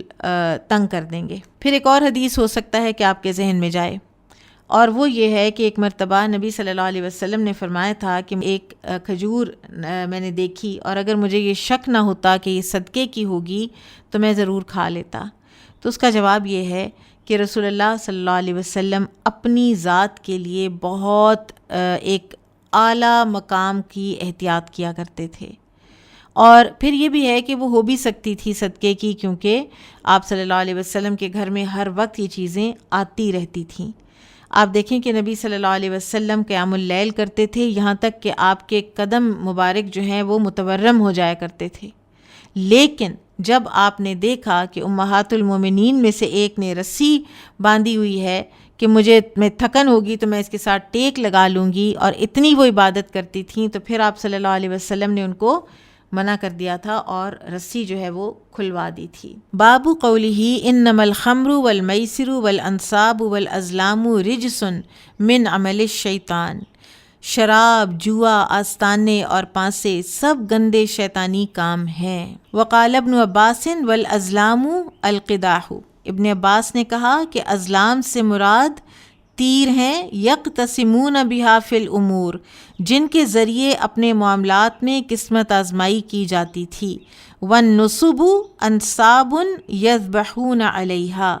نصب سے مراد وہ آستانے ہیں جہاں جانور ذبح کیے جاتے تھے۔ وقال غیرہ، اور ابن عباس کے علاوہ دوسروں نے کہا الظلم،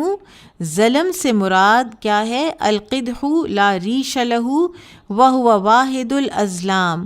کہ وہ تیر جس کا پر نہ ہو اور یہ ازلام کا واحد ہے۔ والاستسقام، استسقام یہ ہے کہ ان یجیل القداح، کہ تیروں کو گھمایا جائے۔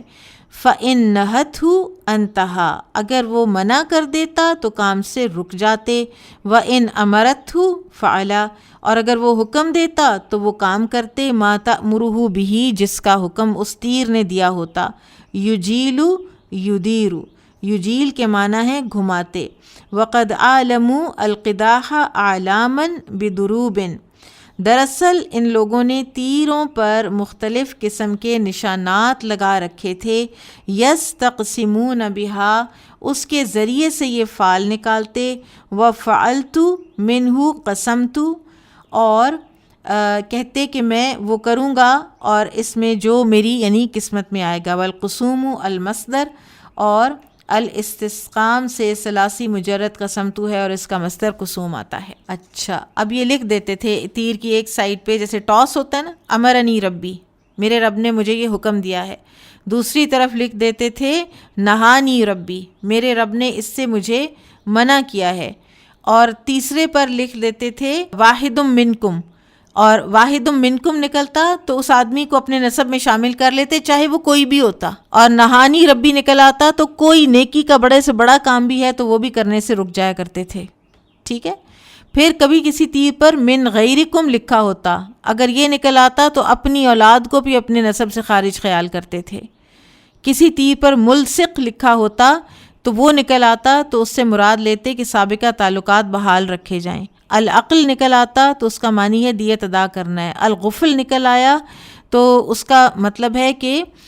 دوبارہ قسمت آزمائی کی جائے گی، یعنی اس طرح کی بالکل ایک وہ جو فعل نکالنے والی اور بالکل ایک لا یعنی طریقہ کار، اور بتوں کے اوپر اتنے زیادہ ڈپینڈنٹ کہ انسان جو ہے وہ اس کی عقل ہی مت ہی ماری جائے۔ قال حدثنا اسحاق بن ابراہیم قال اخبرنا محمد بن بشر قال حدثنا عبد العزیز بن عمر بن عبد العزیز قال حدثني نافع عن ابن عمر رضی اللہ عنہما قال نزل تحریم الخمر، ابن عمر سے روایت ہے رضی اللہ عنہما، انہوں نے فرمایا کہ شراب کی حرمت نازل ہوئی۔ وَإِنَّ فِي الْمَدِينَةِ يَوْمَئِذٍ، اور اس دن یعنی اس وقت مدینہ میں لَخَمْسَةَ أَشْرِبَةٍ 5 قسم کی شراب استعمال ہوتی تھی۔ ما فیہا شراب العنب، اور اس میں انگور کی شراب نہیں ہوتی تھی۔ ٹھیک ہے، ہوتی تھی یعنی معدوم نہیں تھی بالکل، لیکن اس کا استعمال کم تھا، لہٰذا عمر رضی اللہ عنہ کی حدیث میں آگے انگور کی شراب کا ذکر بھی آئے گا۔ اور شراب حرام ہے جس کے پینے سے عقل پر پردہ پڑ جائے اور انسان کو نشہ آ جائے۔ اسی طرح سے عائشہ رضی اللہ عنہ سے روایت ہے کہ آپ صلی اللہ علیہ وسلم نے فرمایا کہ کل مسکر خمر و کل خمر حرام، ہر نشہ آور چیز خمر ہے اور ہر طرح کا خمر حرام ہے۔ ٹھیک ہے، پھر ایک اور روایت میں ہے کہ جس چیز کی زیادہ مقدار پینے سے نشہ آئے اس کی تھوڑی سی مقدار بھی حرام ہے۔ اب یہ حتمی آیت ہے شراب کی حرمت میں۔ پہلی آیت تھی جو کہ اللہ سبحانہ و تعالیٰ نے نازل فرمائی سورہ النحل میں کہ تم کھجور اور انگور کے درختوں کے پھلوں سے شراب بناتے ہو اور عمدہ روزی بھی، یعنی شراب اور عمدہ روزی کو الگ کر دیا۔ پھر اس کے بعد البقرہ میں بتایا گیا کہ اس کا نقصان بھی ہے اور نفع بھی ہے، اور اس کا نقصان زیادہ ہے اور نفع کم ہے۔ یہ البقرہ آیت نمبر 219 تھی۔ پھر سورہ نساء میں کہا گیا کہ نشے کی حالت میں نماز نہ ادا کرو، آیا 43۔ اور اب المائدہ میں حتمی فیصلہ کن حکم نازل ہوا کہ یہ رجسن ہے، یعنی گندگی ہے، من عمل الشیطان ہے، شیطان کے عمل میں سے ہے۔ تو یہ 4 مراحل ہیں کہ جن میں شراب کی حرمت آئی، اور یہ قرآن کا اور اسلام کا جو تدریج کا ایک طریقہ کار ہے وہ پتہ چلتا ہے اس سے۔ اچھا، ایک اور چیز کہ شراب جو ہے نا اس میں جو حرمت کا ایک اور ہے، اب دیکھیں جو اینستھیزیا ہے اس سے بھی تو نشہ ہوتا ہے۔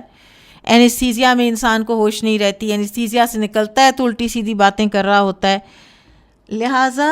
خمر جو حرام ہے اس میں ایک بہت مین چیز جو ہے نا وہ ہے علی سبیل اللذہ، لذت کی وجہ سے جو پی جاتی ہے، لذت کی خاطر پی جاتی ہے اور پھر وہ نشہ کرتی ہے۔ پھر اس میں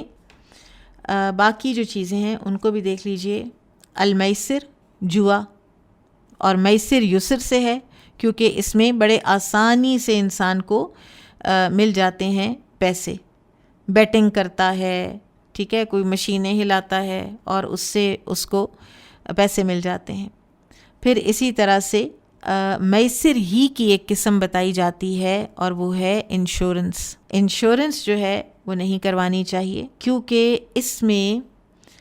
ہوتا یہ ہے کہ ایک انسان فار ایگزامپل 5,000 یا 5 لاکھ روپیہ یا 5,000 ریال، دینار وہ دیتا ہے سالانہ کسی کمپنی کو، سال گزر جاتا ہے، اس کو کوئی بیماری نہیں آتی، اس کو کوئی حادثہ پیش نہیں آتا، اور وہ کمپنی جو ہے وہ آگے انویسٹ کر کے اپنے پیسے کما رہی ہے، ٹھیک ہے۔ یا ایک بندے کو اس نے دیا 5 لاکھ ہے، لیکن اس کو جو حادثہ پیش آیا اس میں اس کو 50 لاکھ کی ضرورت ہے۔ دونوں صورتوں میں ایک کا بہت بڑا نقصان ہو رہا ہے اور ایک کا بہت بڑا فائدہ ہو رہا ہے، اور یہ قمار ہے، بعین ہی یہ جوا ہے۔ اور اس لیے جس طرح سے بعض علماء کا یہ کہنا ہے کہ جس طرح ربا حرام ہے اسی طرح انشورنس بھی حرام ہے۔ پھر ہے جی انصاب، یہ ہیں بت جن پر جا کر تو یہ کرتے تھے ذبح، اور یہ قبریں بھی ہو سکتی ہیں، کوئی بھی جگہ ہو سکتی ہے۔ پھر ازلام، یہ تیر ہوتے تھے جس کی ابھی میں نے ڈیٹیل آپ کو بتا دی۔ اب آپ دیکھیے کہ اللہ سبحانہ و تعالیٰ نے اس ساری چیز کے بدلے میں، بتوں سے یہ مشورہ کر رہے ہوتے تھے نا، تو اللہ تعالیٰ نے ہمیں جو مشورہ کرنے کے لیے چیز دے دی اس میں تو کبھی نقصان ہو ہی نہیں سکتا، اور یہ نبی صلی اللہ علیہ وسلم کا وعدہ ہے کہ صلاۃ الاستخارہ پڑھنے والا کبھی بھی، آپ 2 رکعت نفل پڑھیں، آپ صلاۃ الاستخارہ پڑھیں، دعا پڑھیں اور اللہ تعالیٰ سے خیر مانگیں، ہو نہیں سکتا کہ اللہ تعالیٰ آپ کی رشد کی طرف رہنمائی نہ کرے۔ پھر جو یہ ہے نا کہ یہ رجس ہے، گندگی ہے، اس میں فقہی لحاظ سے ایک چیز دیکھ لیجئے، فقہی لحاظ سے حصی طور پر خمر جو ہے وہ نجس نہیں ہے، گندگی نہیں ہے، ٹھیک ہے۔ خمر جو ہے حصی طور پر گندگی نہیں ہے، یعنی اگر کسی کے کپڑوں پہ لگ گئی تو وہ گندگی نہیں ہے، کیونکہ جب اس کو مدینہ کی گلیوں میں بہایا گیا ہے اور اس کی مشکیزیں کھول کھول کے لوگوں نے بہایا ہے، تو نبی صلی اللہ علیہ وسلم نے کسی کو بھی منع نہیں فرمایا کہ یہ گندگی ہے اور یہ کیوں آپ نے یہاں پہ گلیوں میں بہا دیا ہے اس کو۔ یہ جو نجاست ہے نا یہ معنوی ہے، کہ یہ ایسی نجاست ہے کہ جو آپ کے دل پہ جا کے پڑتی ہے۔ پھر یہ ہے کہ آپ صلی اللہ علیہ وسلم نے شراب کا ہدیہ قبول کرنے سے بھی انکار کیا ہے۔ آپ صلی اللہ علیہ وسلم نے اس کو علاج کے طور پر استعمال کرنے سے بھی منع کیا ہے۔ اب یہاں پر بہت طویل مباحث ہیں اس بات کے کہ جن دوائیوں میں الکوہل بہت زیادہ ہوتی ہے تو کیا اس کو لیا جا سکتا ہے ایز دوائی یا نہیں لیا جائے گا، تو اس میں دونوں آراء موجود ہیں کہ کچھ کہتے ہیں کہ اس کو چھوڑ دیا جائے، کچھ کہتے ہیں کہ یہ بالکل فرق ایک کیمیکل پراپرٹیز والی ایک چیز ہے اور اس کو استعمال کیا جا سکتا ہے بحیثیت دوائی۔ لیکن احوط کیا ہے، من باب الاحتیاط کیا ہے کہ انسان حتی الامکان اس طرح کی دوائیوں سے بچے، ٹھیک ہے۔ اگر گزارا نہیں ہے تو پھر دیکھ لے، بہرحال اس کے مباح ہونے کا فتویٰ بھی موجود ہے، اس کے جائز ہونے کا، یجوز کا، جائز ہونے کا، ٹھیک ہے۔ بعض لوگ تو یہاں تک بھی گئے ہیں نا، جیسے کولونز کی جب بات ہوتی ہے کہ ان میں الکوہول ہوتا ہے تو اس کا کیا کیا جائے، تو بعض علماء نے یہ کہا ہے کہ اگر اس طرح آپ اتنے الکوہول کی مقدار میں جائیں گے تو پھر تو الکوہول آپ جب آٹا گھونتے ہیں تو وہ بھی اس میں خمیر اٹھتا ہے تو اس میں بھی ہوتا ہے تھوڑا بہت. بہرحال یہ ذرا زیادہ دور کی بات ہے. بہرحال اس میں طویل مباحث ہیں اور جتنا انسان بچ سکتا ہے وہ بچے. ایک اور بات یاد رکھنی چاہیے کہ پیچھے بھی ہم نے پڑھا نا کہ حلال کو حرام اور حرام کو حلال کرنا دونوں حد سے گزرنے کی بات ہے. علماء کہتے ہیں تحریم الحلالی اشد من تحلیل الحرام. حلال کو حرام کر دینا زیادہ سخت ہے اس بات سے کہ کسی حرام کو حلال کر لیا جائے، اس لیے کہ آپ اللہ کے بندوں پر تنگی کر رہے ہیں. اب ہم احادیث دیکھ لیتے ہیں. قال حدثنا یعقوب بن ابراہیم قال حدثنا ابن علیۃ قال حدثنا عبد العزیز بن صہیب قال قال انس بن مالک رضی اللہ عنہ ما کان لنا خمر غیر فدیقکم ھذا. انس بن مالک رضی اللہ عنہ سے روایت ہے، وہ کہتے ہیں کہ ہم لوگ تمہاری تیار کردہ فدیق نامی شراب کے علاوہ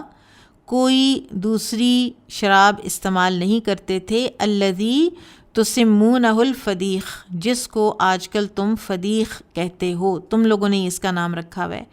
فإنی لقائم، میں کھڑا تھا،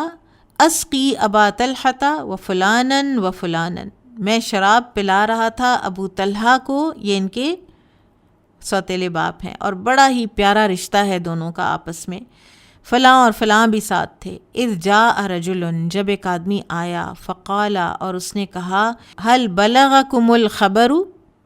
تم لوگوں کو خبر پہنچی؟ فقالوا وما ذاک، لوگوں نے کہا وہ کیا؟ قال حرمت الخمر، خمر شراب حرام کر دی گئی ہے.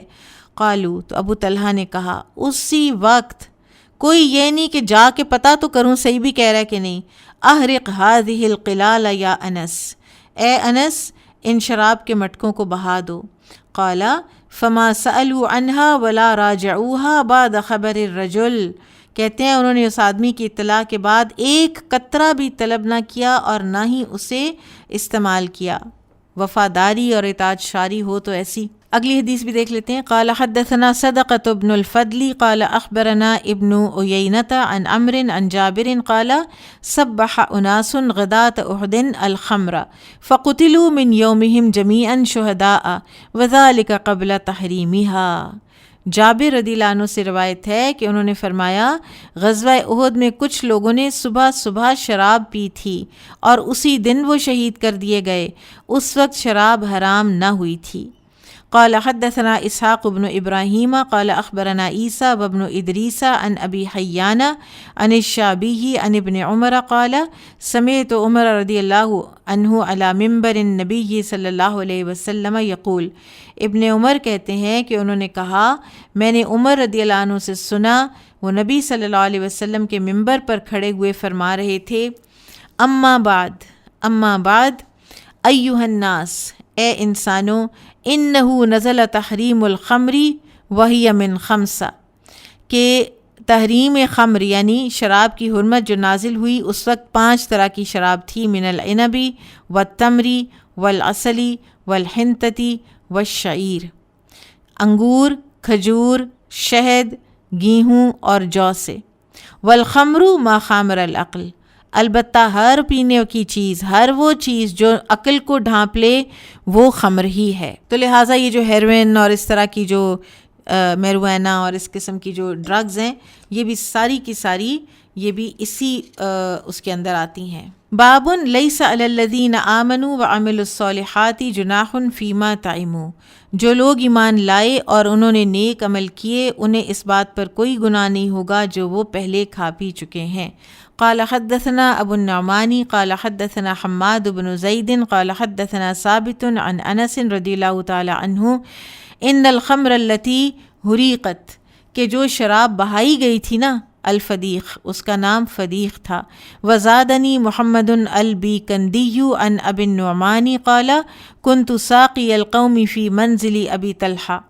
اور محمد بیکندی نے ابو نعمان سے یہ اضافہ کیا ہے کہ انس رضی اللہ عنہ نے کہا میں ابو طلحہ کے گھر میں لوگوں کو شراب پلا رہا تھا. فنزل تحریم الخمر، تو تحریم خمر کی آیات نازل ہو گئیں. فامر منادیا فنادا تو آپ صلی اللہ علیہ وسلم نے ایک منادی کو حکم دیا تو اس نے اعلان کرنا شروع کیا. فقال ابو طلحہ نے کہا اخرج فانظر ما هذا الصوت، اٹھو اور دیکھو، نکلو باہر اور دیکھو یہ کیا آواز آ رہی ہے. قال، وہ کہتے ہیں فخرجت، میں نکلا، فقلت، تو میں نے کہا ھذا مناد ینادی، یہ ایک منادی کرنے والا ہے جو اعلان کر رہا ہے الا ان الخمر قد حرمت، آگاہ رہو شراب کو حرام کر دیا گیا ہے. فقال لی اذهب فاحرقها، تو ابو طلحہ نے مجھے کہا اٹھو اور اس کو بہا دو. قال، وہ کہتے ہیں فجرت، تو وہ جاری ہو گئی، فی سکک المدینہ، مدینہ کی گلیوں میں. قال، پھر وہ کہتے ہیں وکانت خمرہم یومئذ الفدیخ، اور اس وقت ان کی جو شراب تھی وہ فدیخ نامی تھی. فقال بعض القوم، کچھ لوگوں نے کہا قتل قوم وہی فی بطونہم، کچھ لوگ شہید ہوئے ہیں جب کہ شراب ان کے پیٹوں میں تھی، تو ان کا کیا پھر. قال، تو پھر وہ کہتے ہیں فانزل اللہ، تو اللہ تعالیٰ نے نازل کیا لیس علی الذین آمنوا وعملوا الصالحات جناح فیما طمعوا، کوئی گناہ نہیں ان لوگوں پر جو ایمان لائے اور نیک عمل کیے، جو وہ پہلے پی چکے اس کا ان پر کوئی گناہ نہیں ہے. انشاءاللہ ان احادیث کی تھوڑی شرح جو ہے وہ ہم کل کریں گے. آج اسی ٹاپک کی ساری احادیث تھیں تو میں نے کہا کہ ہم ریڈنگ کمپلیٹ کر لیتے ہیں اپنی، اور انشاءاللہ شرح کل دیکھیں گے. بارک اللہ فیکم، سبحانک اللہم و بحمدک، اشہد ان لا الہ الا انت، استغفرک و اتوب الیک. السلام علیکم ورحمۃ اللہ وبرکاتہ.